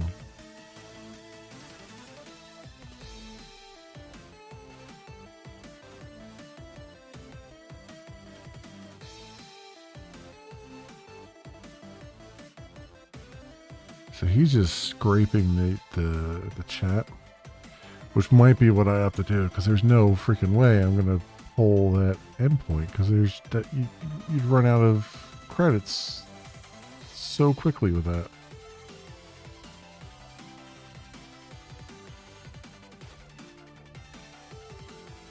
She's gifted. So what is this? How does this do it?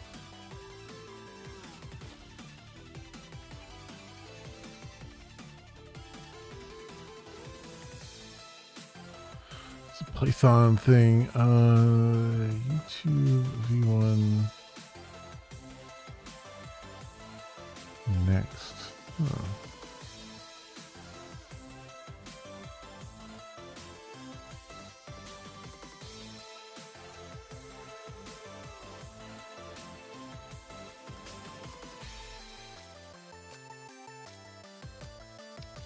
Video ID. Our subsequent contents.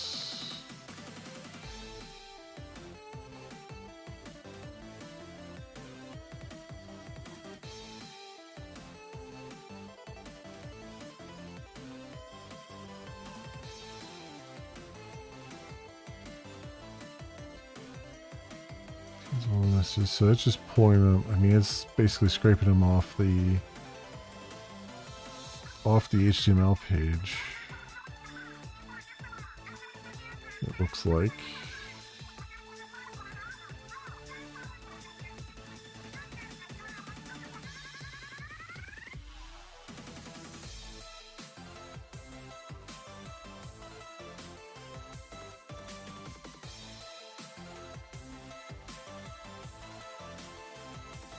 That's going to be tricky because while it's true that I can load up the HTML page, presumably there's JavaScript running on there that's doing the actual polling and stuff to parse the messages coming down. So I need to be able to run. I would need to be able to run something that can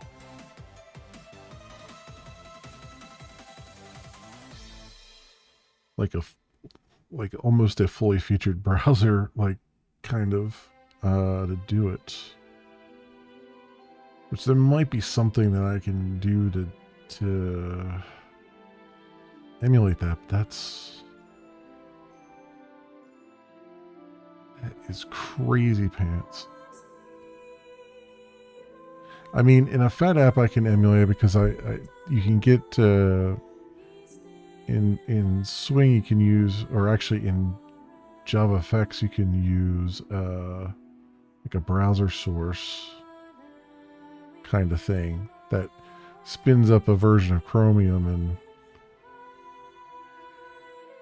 you can then monitor the stuff coming back from that. But I'm in a web app, which makes that... well, is it more difficult? I guess it's not more difficult. It's just... because I'm already technically in a browser. It's just, I'd have to...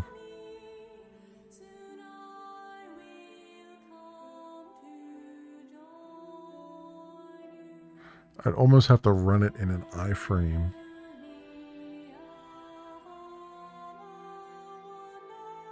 That is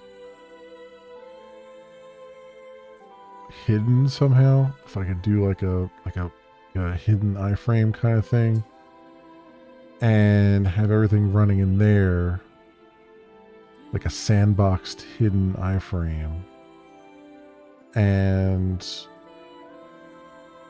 let that run, and then it would just pull the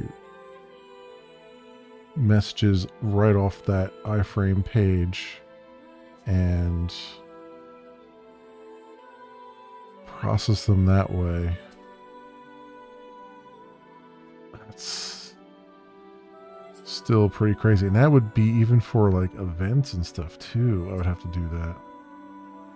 Because all of that stuff is going to be a nightmare as far as running through your API credits.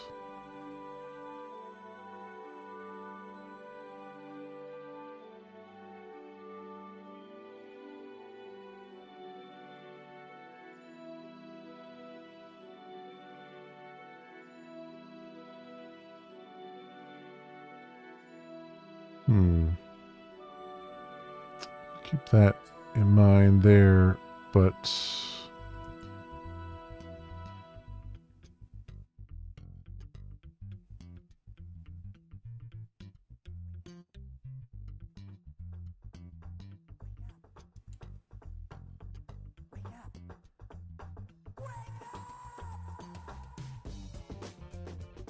live connections, HTTP connection,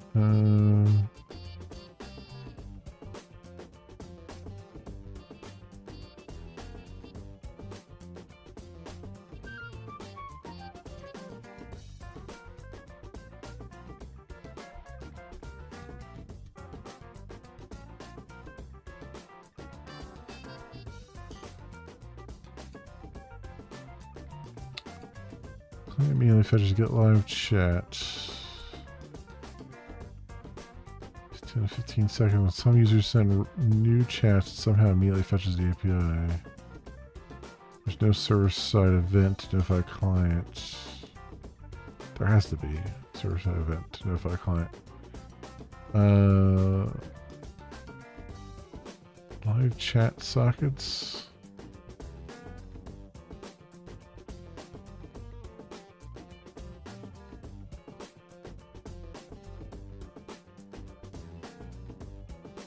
That was 6 years ago. They're like, yeah, there's no chat sockets. Getting live chat messages from YouTube. I keep reporting 400 bad requests.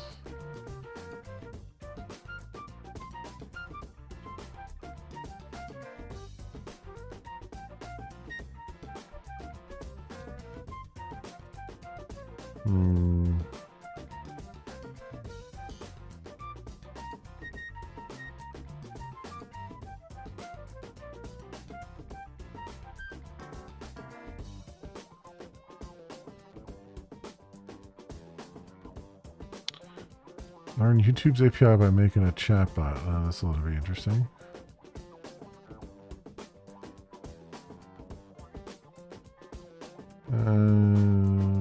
Okay.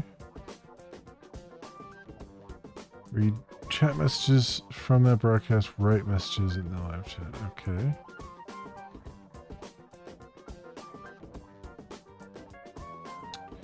Use this endpoint to read chat messages from the live broadcast. Messages list, yeah. Follow-ons from the previous request. Prepare, go to live stream, type a few messages into the chat.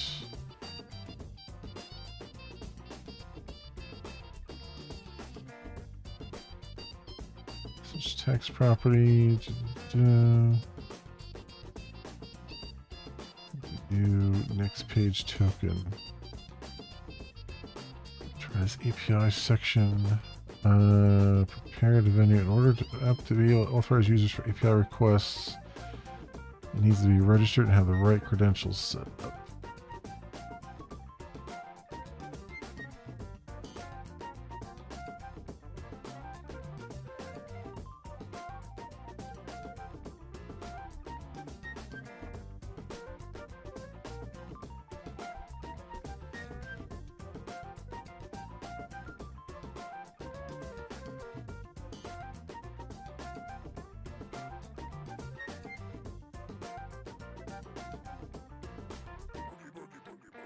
Seconds when I pull all the new messages. Yeah, so he's polling.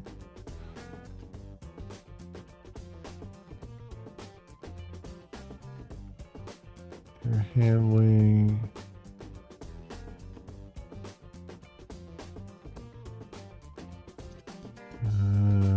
Live chat, creating an applet.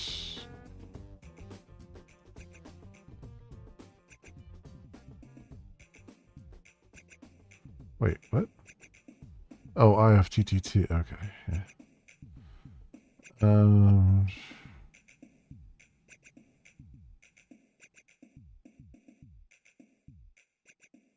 Yeah, but that's just. I mean, under normal circumstances, that would be I'd be okay with that, but like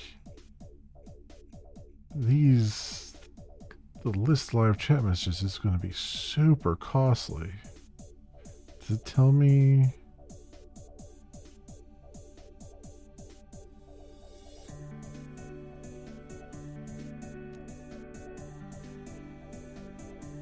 Does it tell me how many API credits this uses?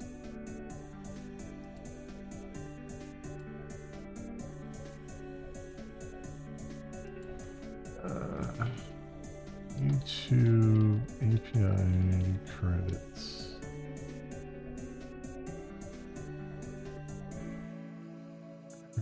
Quota calculator.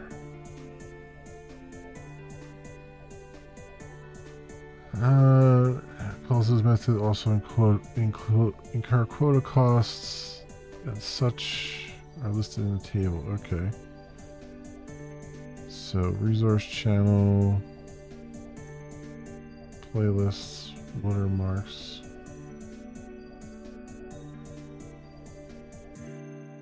They're listed in this?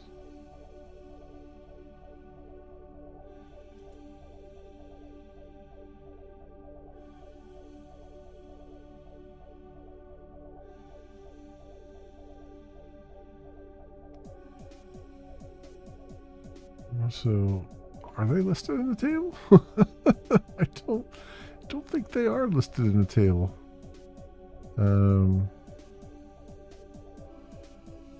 Comments, members, membership levels, playlist items, playlists, Video categories. They're not in this table. The live streaming API stuff is not in the table.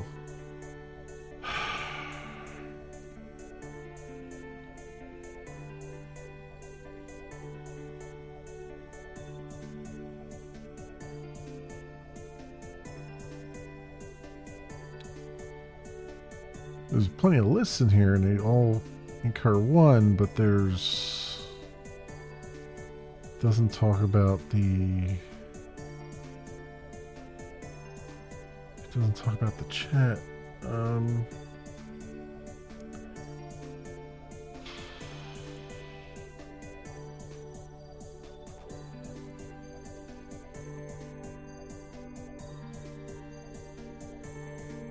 Quotas page, yeah, but I have to actually run a. So in order to tell what the quota is going to be, I have to actually run a command to do it. That seems really dumb. Why don't you just put a page up with all the freaking quotas on it?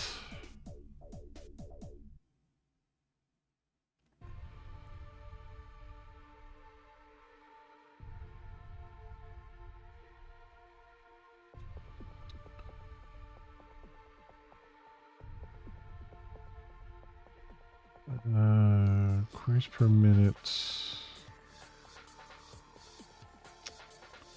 That's not it.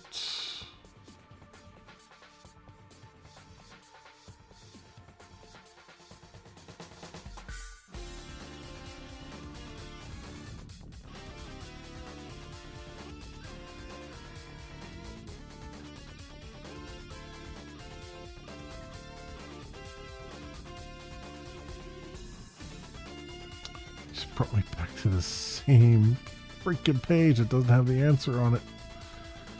API usage average. Each comment deleted, reported, hiding costs 1 unit. Checked for deletion costs 1 unit. Okay.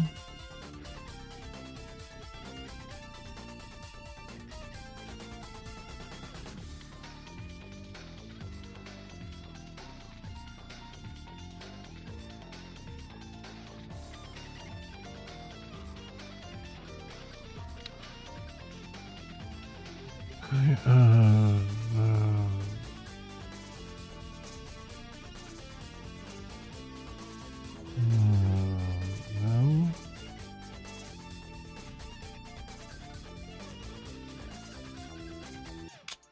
Okay. the YouTube API sucks. April the 3rd of this year.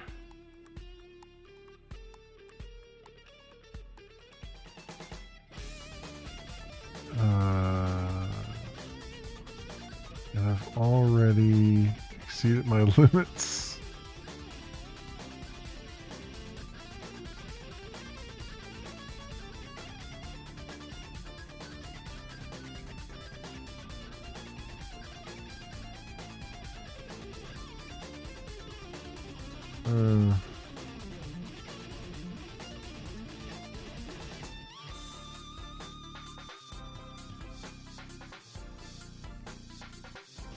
I don't know.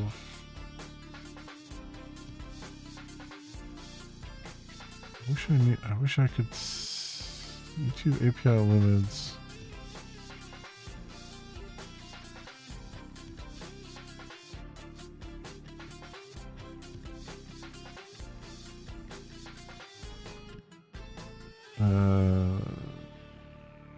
Live streaming API.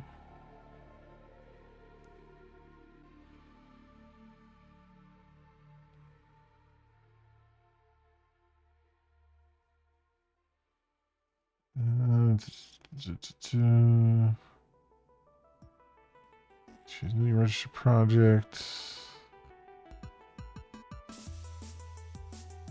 Yeah.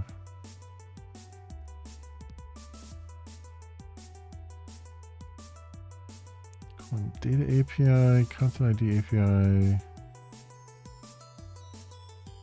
Clean your content. Why is this?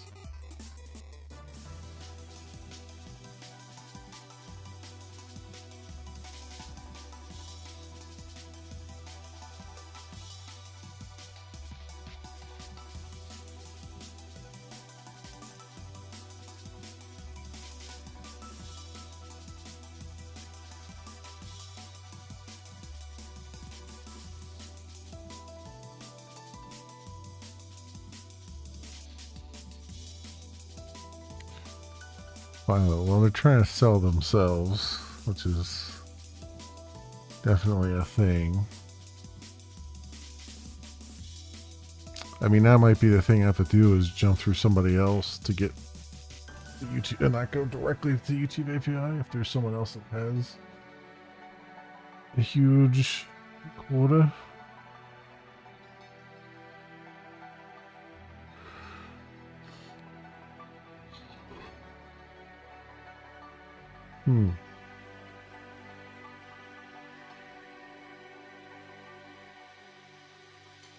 That's insanity, but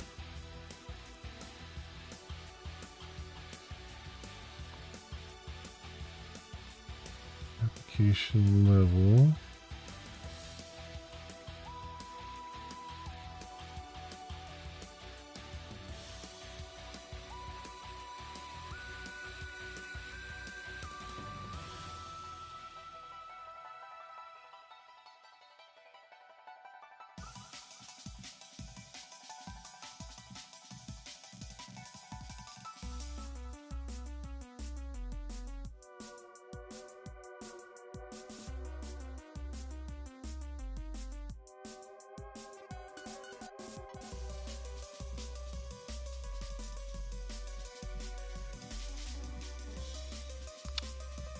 I don't know.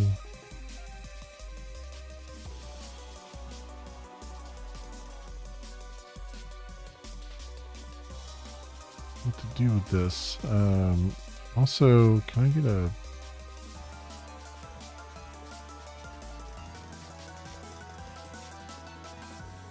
Yeah, let me see if I can switch this over to dark mode here, because this is driving me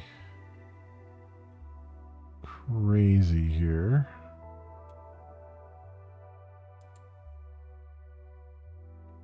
It's not working.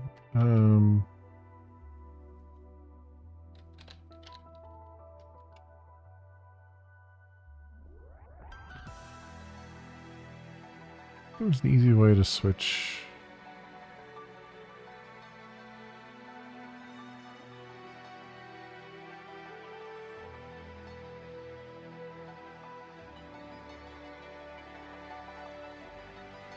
I thought there was an easy way to switch to dark mode because I've done it. Oh,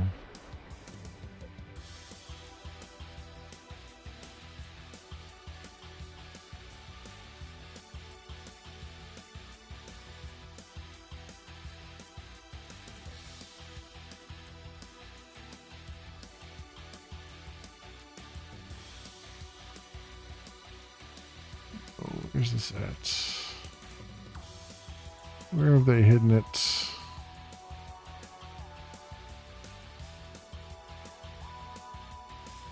Why can't I find it?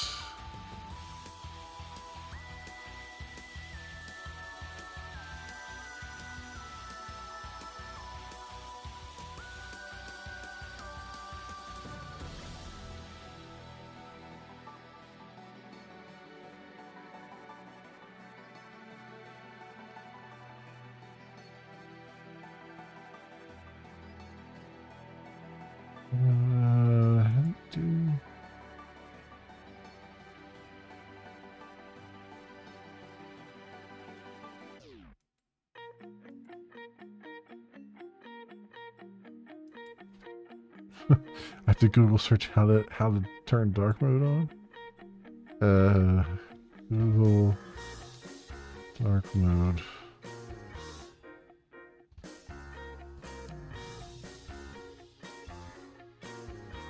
There you go.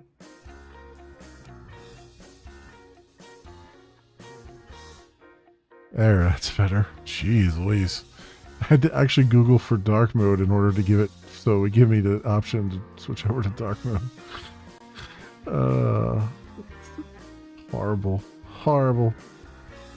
API,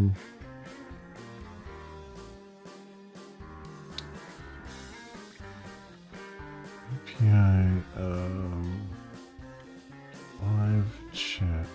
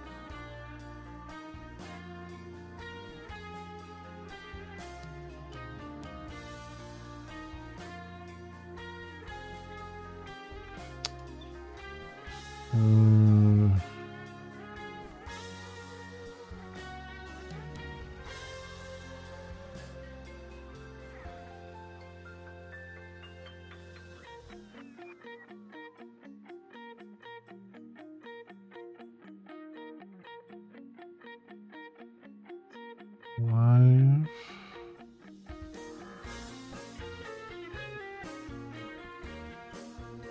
Streaming details.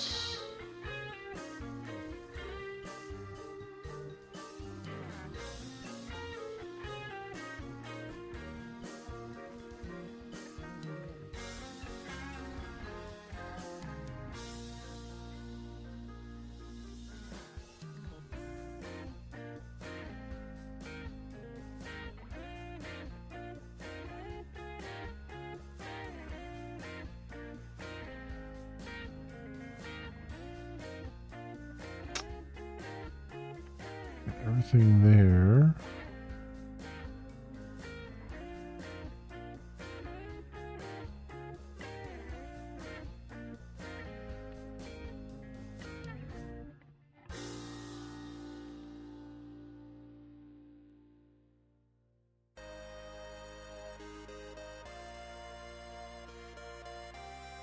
Hmm.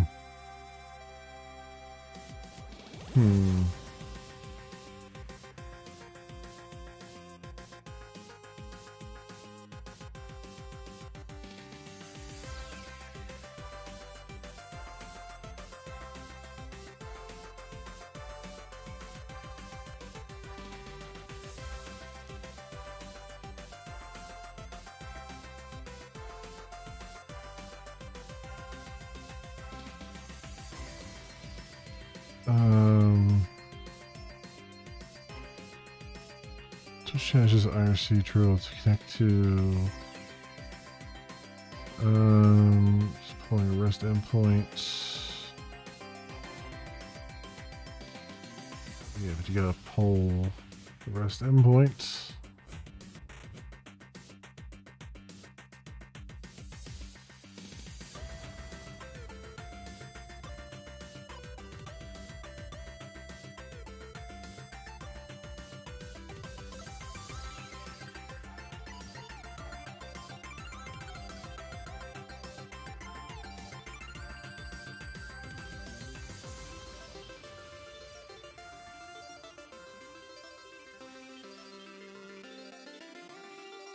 I wonder though, so I have API samples here.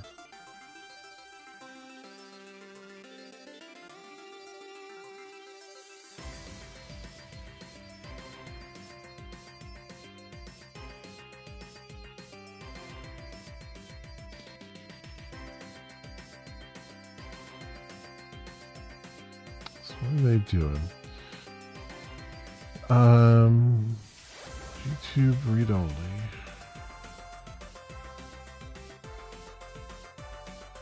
This live chat messages.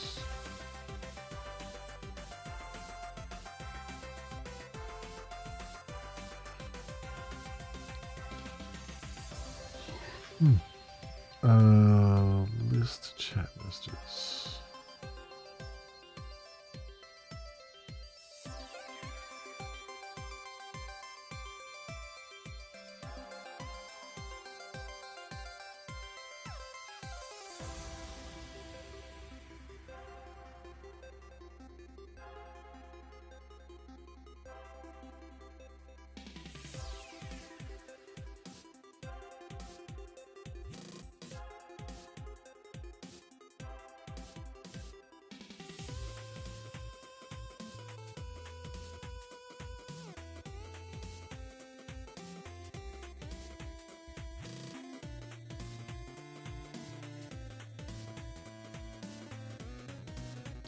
Full timer schedule.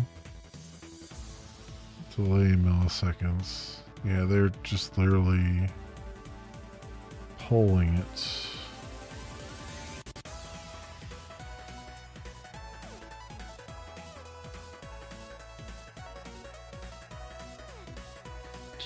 Well, I guess technically, if I look at, if I do this list here,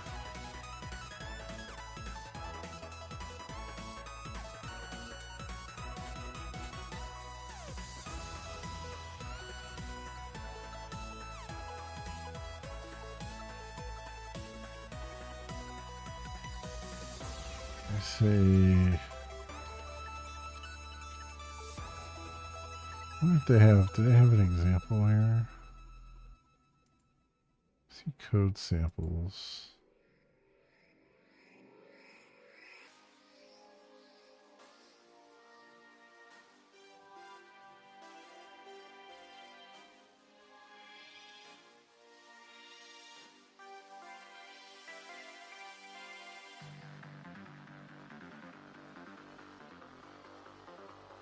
So if I were to do,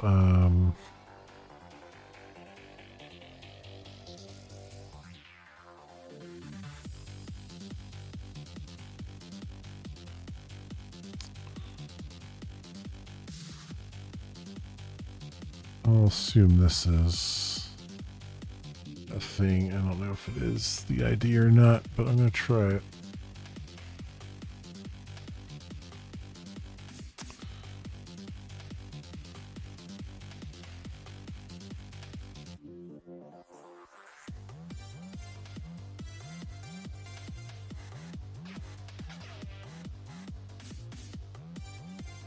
Page token is not valid.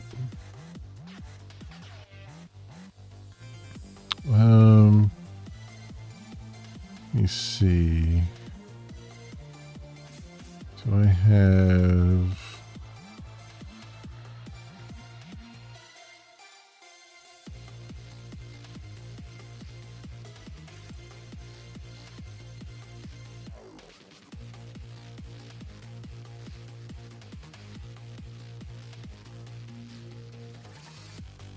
grab the link.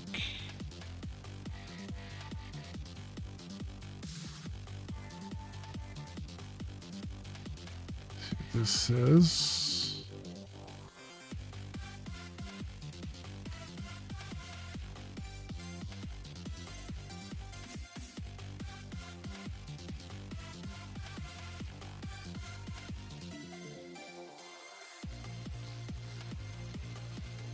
That's the same. It's the same chat ID. All right. So it's not that. The ID is something you have to grab from somewhere else. Interesting.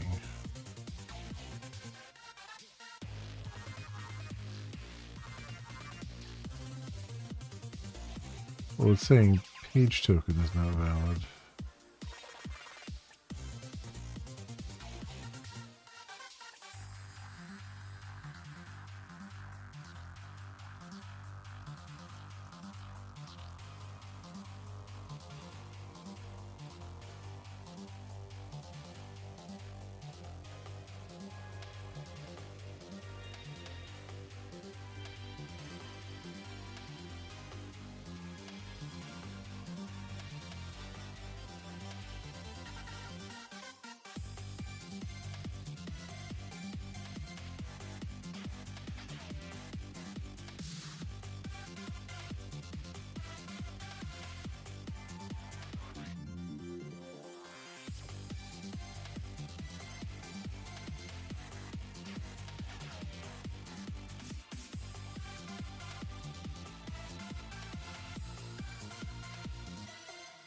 Hmm.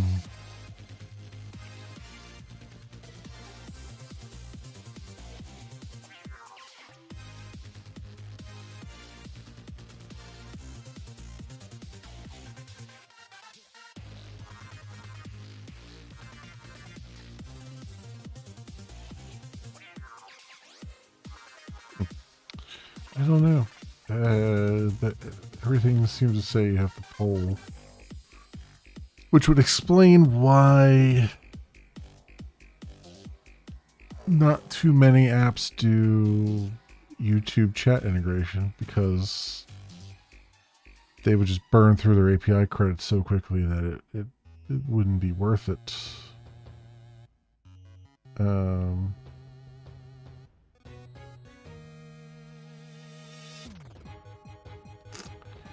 Yes, that's going to be a thing, isn't it?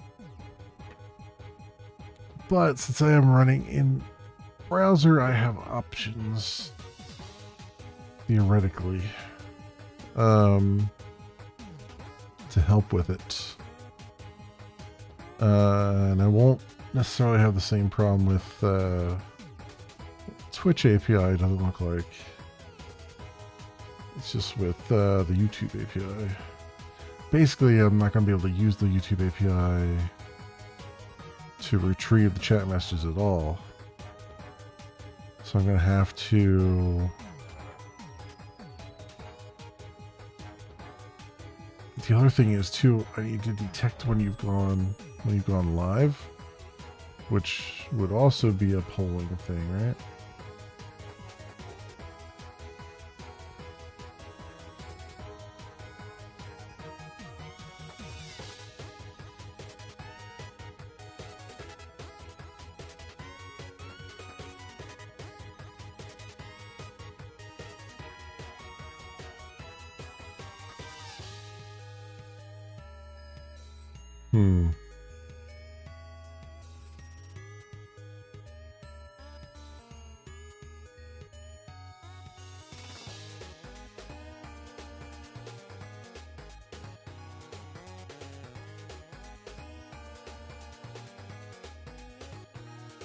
His status is used to retrieve information about all active, complete, or upcoming.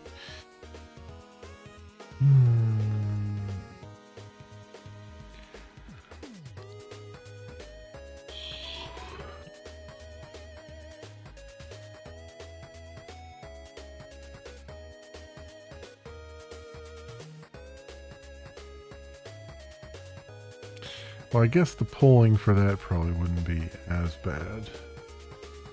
Polling to see if you have a live broadcast at all probably wouldn't be a bad thing. Although it still would eat into the quota, most definitely. And actually, pretty quickly. I mean, you only get 10,000 credits.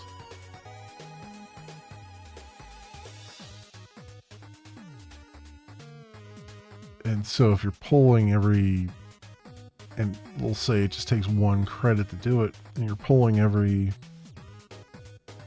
20 seconds or 30 seconds, say 30 seconds, that's 2 credits per minute that you're burning, and that's just for one person. So that you end up just trying to detect if you've gone live. You end up running through those credits quickly.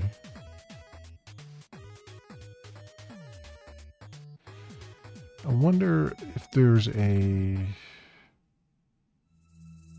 another way to detect that.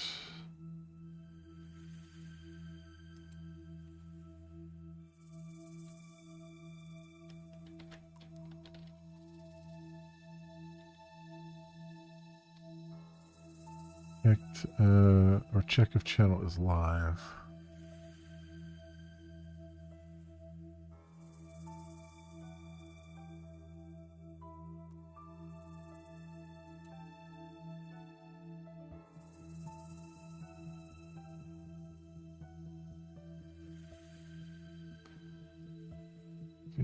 and setting event type to live.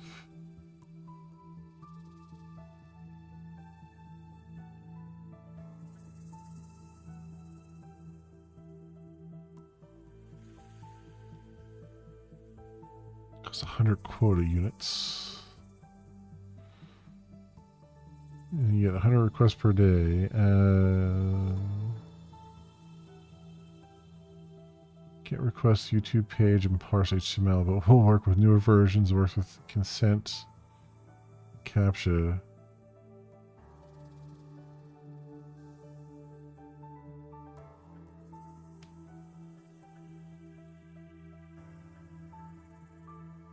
No live stream while...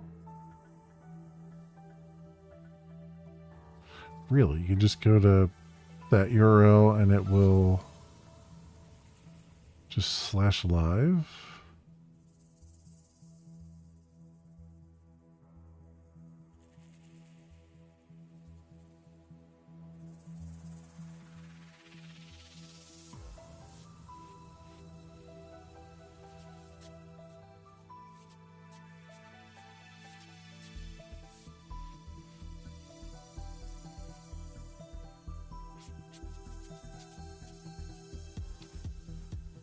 Most reliable and cheapest way I found is simply a head request to live. If the channel is live, then we'll auto load the stream. If not, it will load the channel's videos feed. You can simply check the content length, header size, determine which.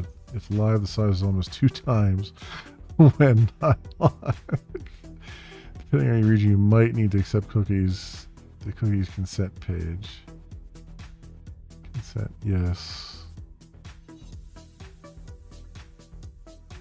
By finding this link, rel, article, so live consent, yeah. So find link, rel, article.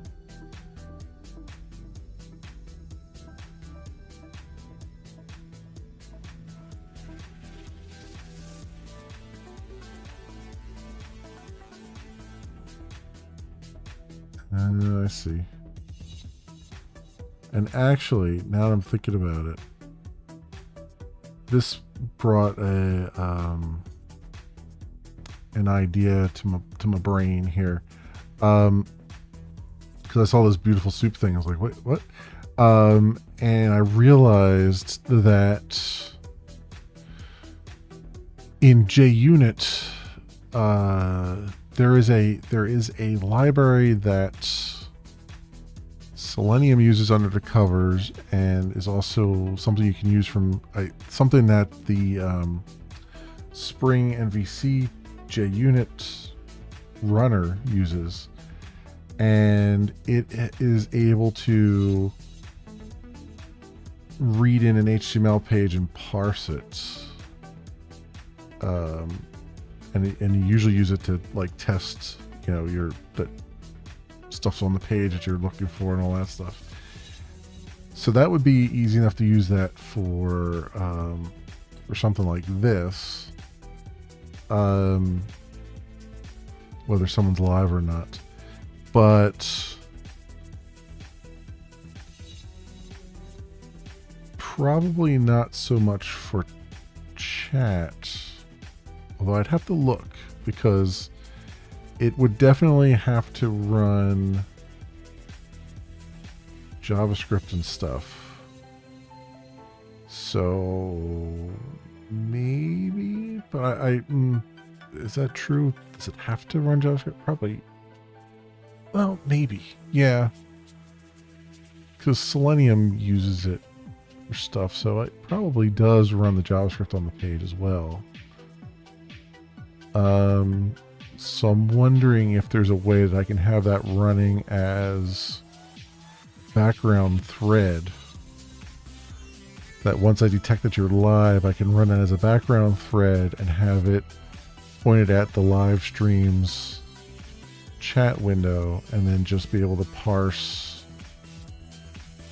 stuff coming through on there, letting its JavaScript just run like a normal browser window would run, and then I just have to, like, every time the JavaScript fires off, every time there's a change on the page, like I could then pull my internal copy of the page and not hit the API at all, to then scrape the text off the page that I need.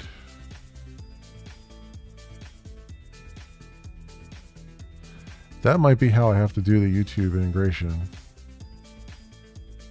I mean, beyond the, like, you know, that's how I'd have to do the live integration, because they're just making it, because YouTube has made it impossible basically to, from what I can tell, to do this properly, you know, with polling and stuff. They want you to poll, but at the same time, they don't give you enough API credits to do actual API polling for that stuff. So they're kind of forcing people to do it through different means.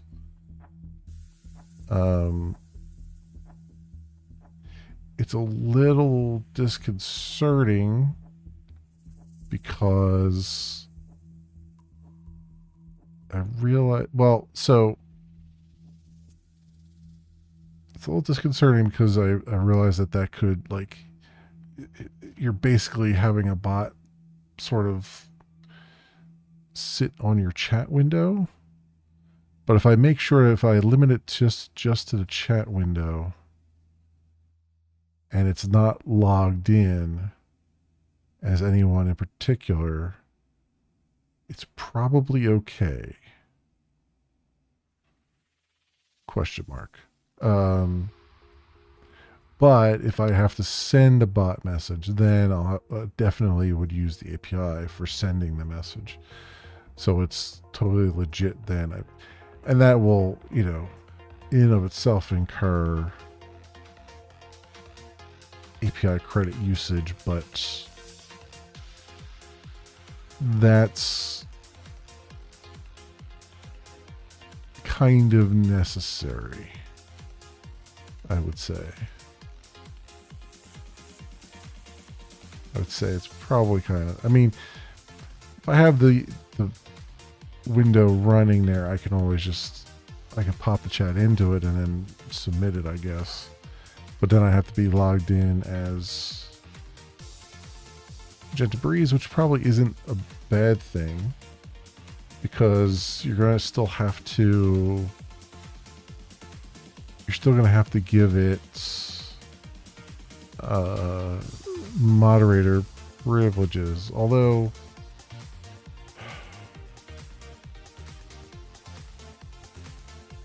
yeah, I'll have to see, like, the moderation privileges and stuff. Like, I'll try to do as much as I can through the API, and then, because I'm going to be testing it myself for a little bit, so I'll do as much as I can through the API, except for things I know are going to be a nightmare. And then I'll just look at my graphs to see if I'm running out of, you know, credits or what, or how many credits I'm using just for myself. Like I'll run it in my own streams, which are a couple hours long every day, and then I'll have a baseline for one user that I can then multiply by, you know, 10,000 or whatever to see how many users I'd actually get. What 10,000 users would do, which is likely just blow out the quota immediately.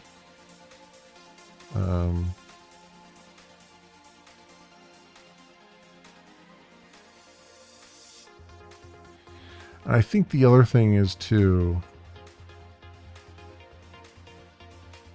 I think I'm going to provide a way for people to bring their own API keys.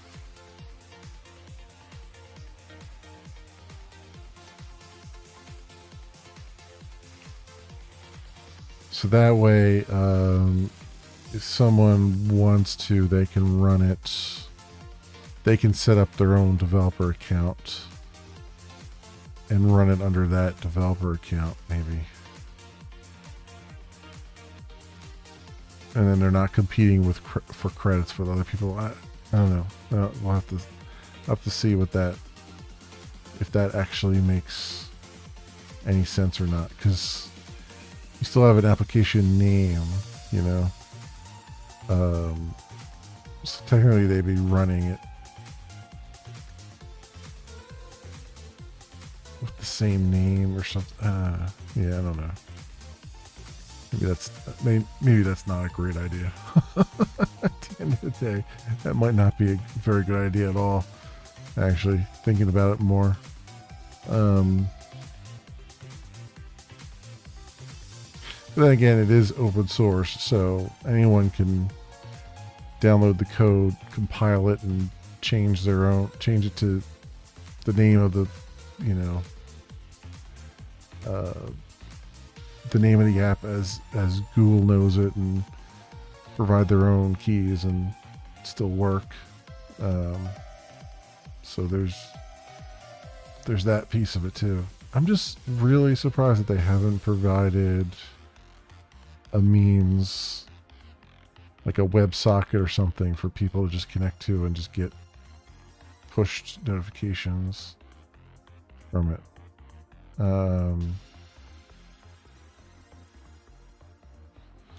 See something. YouTube chat push notifications.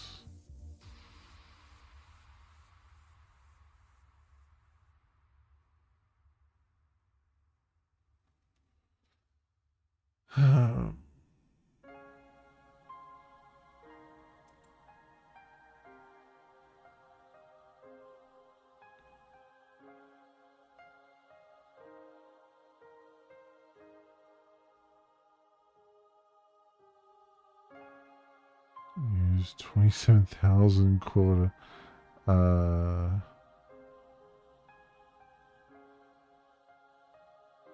What uses a YouTube object?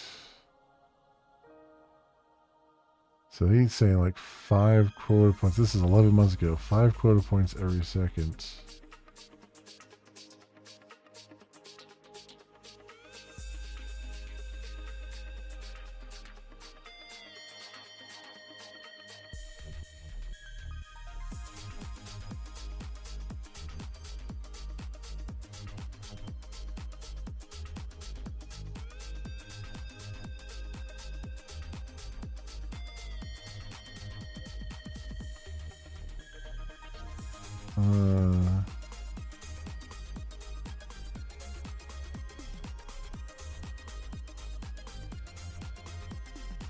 No key endpoint. I don't know if I want to click on this or not.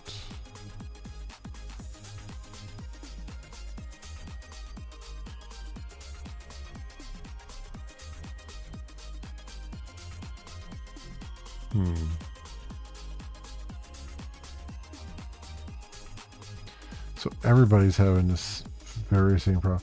It surprises me that you've got a platform that's this mature, and everywhere you look, everyone's running into the same exact problem. And at no point has YouTube been like, or Google has been like, hey, maybe we should provide an alternative to this. It's just pretty crazy. It's pretty damn crazy.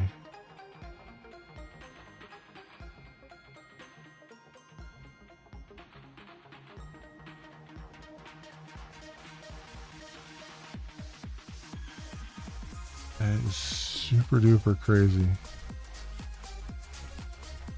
Huh. Alright, well that gives me something to really think about off camera and figure out what we're going to do here with this.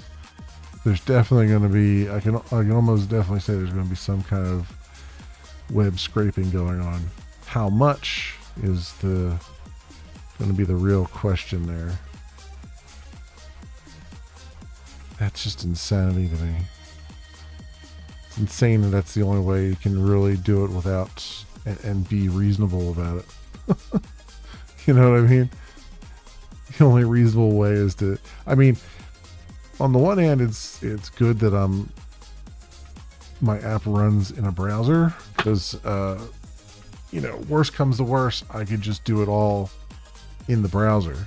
If I don't want to do a thread running in the background that's running stuff, I could just, you know, if that's causing issues or it's flagging it, you know, flagging those hits or something like that, I could have it just be running in the browser in an invisible iframe, which might be even the better way to do it anyway. And just checking it there.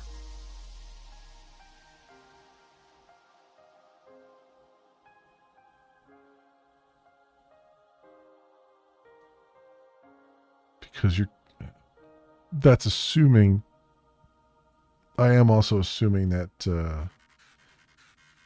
you're going to have your browser open and while this is running and all that stuff. So that's the other part of that. Like all of my live stuff kind of has to, I feel like kind of has to run with the assumption that you don't have your browser open while you're doing it, especially if you're running everything on your one machine. So, I mean, I guess we'll see on that what that's all about.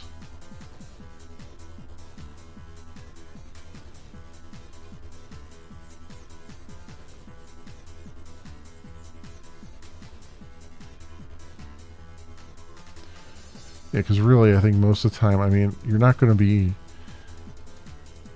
most of the time, you're probably not going to have it open and looking at stuff unless you're, I mean, on the landing page, on the home page, I do want to put like the streaming chat there from all the services. So maybe you'd want that open.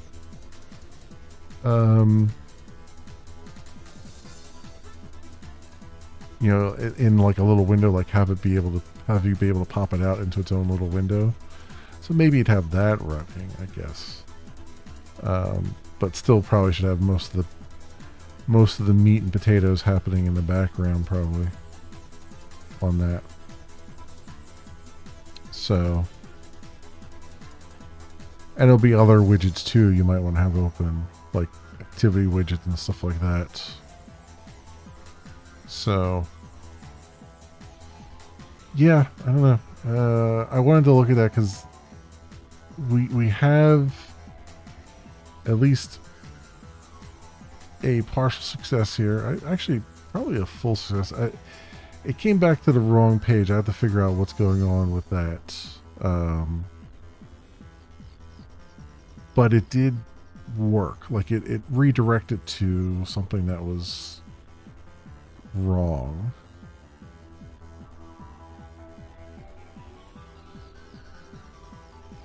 And I'm not sure how that happened. Because this goes here, this redirects, it comes back.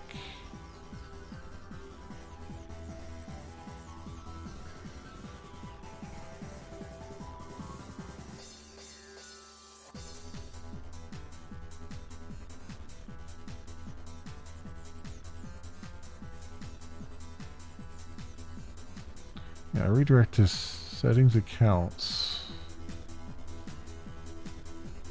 Honestly, the only thing wrong with it was that it had my JSession ID token on it, which I don't know how that happened.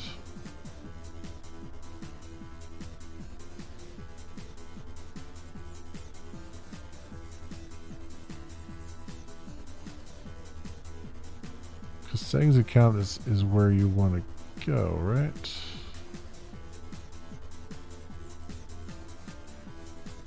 Where's my accounts?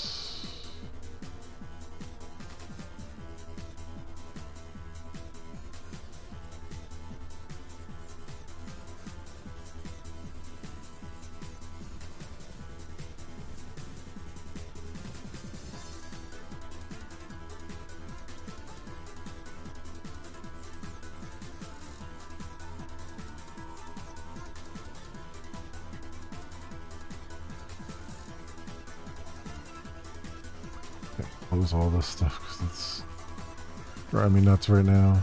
Accounts controller.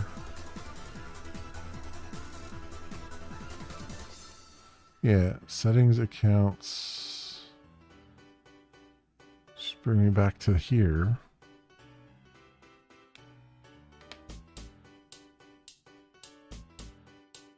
I just don't know why that had a, and I think that's what was throwing it off. It had like a semicolon and then a JSession ID on it, which I don't know how that happened, but it did, and it said no get mapping for it, which I think that was throwing that off, because once I removed that from the URL, it worked, question mark. So I don't know.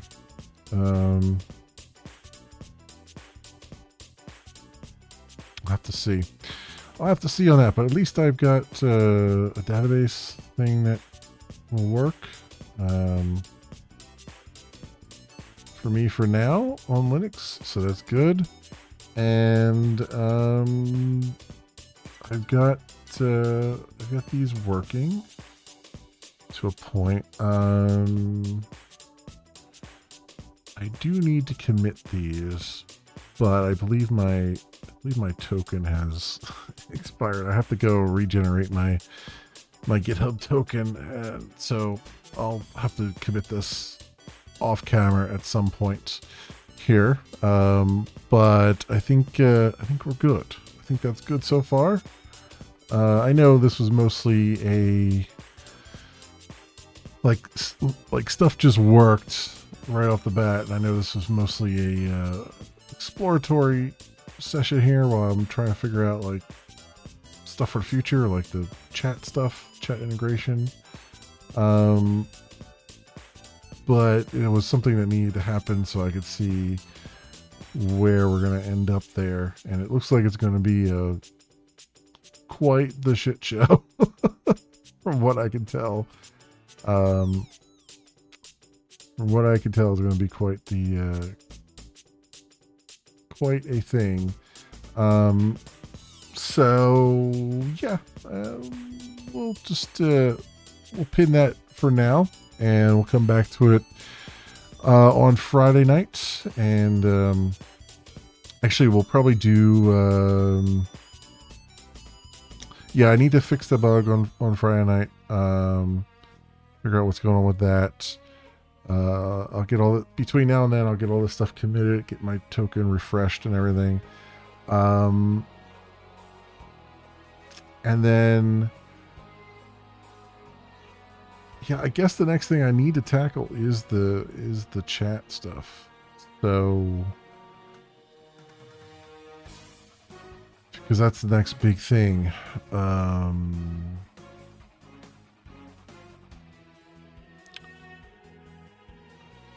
I'm tempted to switch back to do the chat for Twitch, but now that I see that YouTube is going to be a real pain in the butt with it, I'm thinking maybe I need to do the YouTube chat integration first, because it's going to be a mess that I need to figure out, as well as when you detecting when you've gone live. So I have to do both of those things, because I don't want the chat running. Like, I need to detect that you've gone live so that I can grab the ID of your live stream and then redirect to the chat for it. So that's the whole point of that. So the polling that I'll do, probably poll every minute or something. The live endpoint, maybe, and then see if you're live or not live, I guess, at that point. I guess that's how that would have to happen. That sucks. just the idea of having to poll for that stuff just sucks from a long-term perspective. But at least in that particular case, I wouldn't be incurring API shenanigans. So there's that at least. So we'll see. We'll see how all that goes. Anyway, my friends, that's going to do it for me for tonight. Tomorrow night, same bad time, same bad channel. We'll be back in Horizon Forbidden West as well as Wednesday night. We'll be doing some more side stuff, and then I think probably doing the next main quests and starting to move the story forward a little bit. So we have that in store, and then Thursday is RPG Thursday, and I'll be trying out Atlas Fallen to see if I like it or not. We'll see. So that'll be a thing, and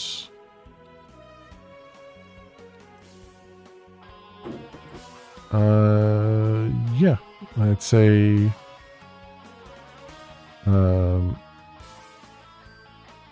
That's about everything for me. I think it looks like Shin is live right now doing some writing. So I guess I'll send you guys over to him. I don't know how much longer he's going to be live for, but I'm gonna do it anyway, and we'll see what happens. So yep, there's that. Over on Twitch here. So we'll get that rolling as we do. All right. He is still alive, right? Am I crazy? I think he's still alive. Okay, yeah, he's moving. It was very, very still for a little bit there. I was like, wait, is he live? Is he not live? I don't have the audio on, so I can't hear. My friends, thank you so much, everyone, for watching. I hope everyone has an excellent morning, afternoon, or evening, depending on what it is for you. And hope to see you back here again in the future for some more stuff, whatever happens to suit your fancy. Until then, goodbye.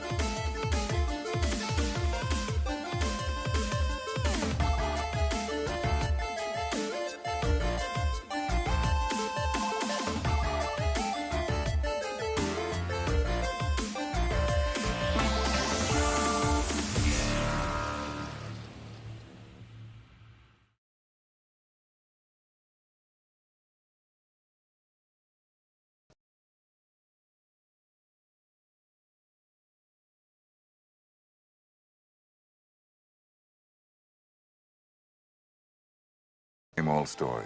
Boy finds girl, boy loses girl, girl finds boy. Boy forgets girl, boy remembers girl. And girl dies in a tragic blimp accident over the Orange Bowl on New Year's Day. Good year. No, the worst.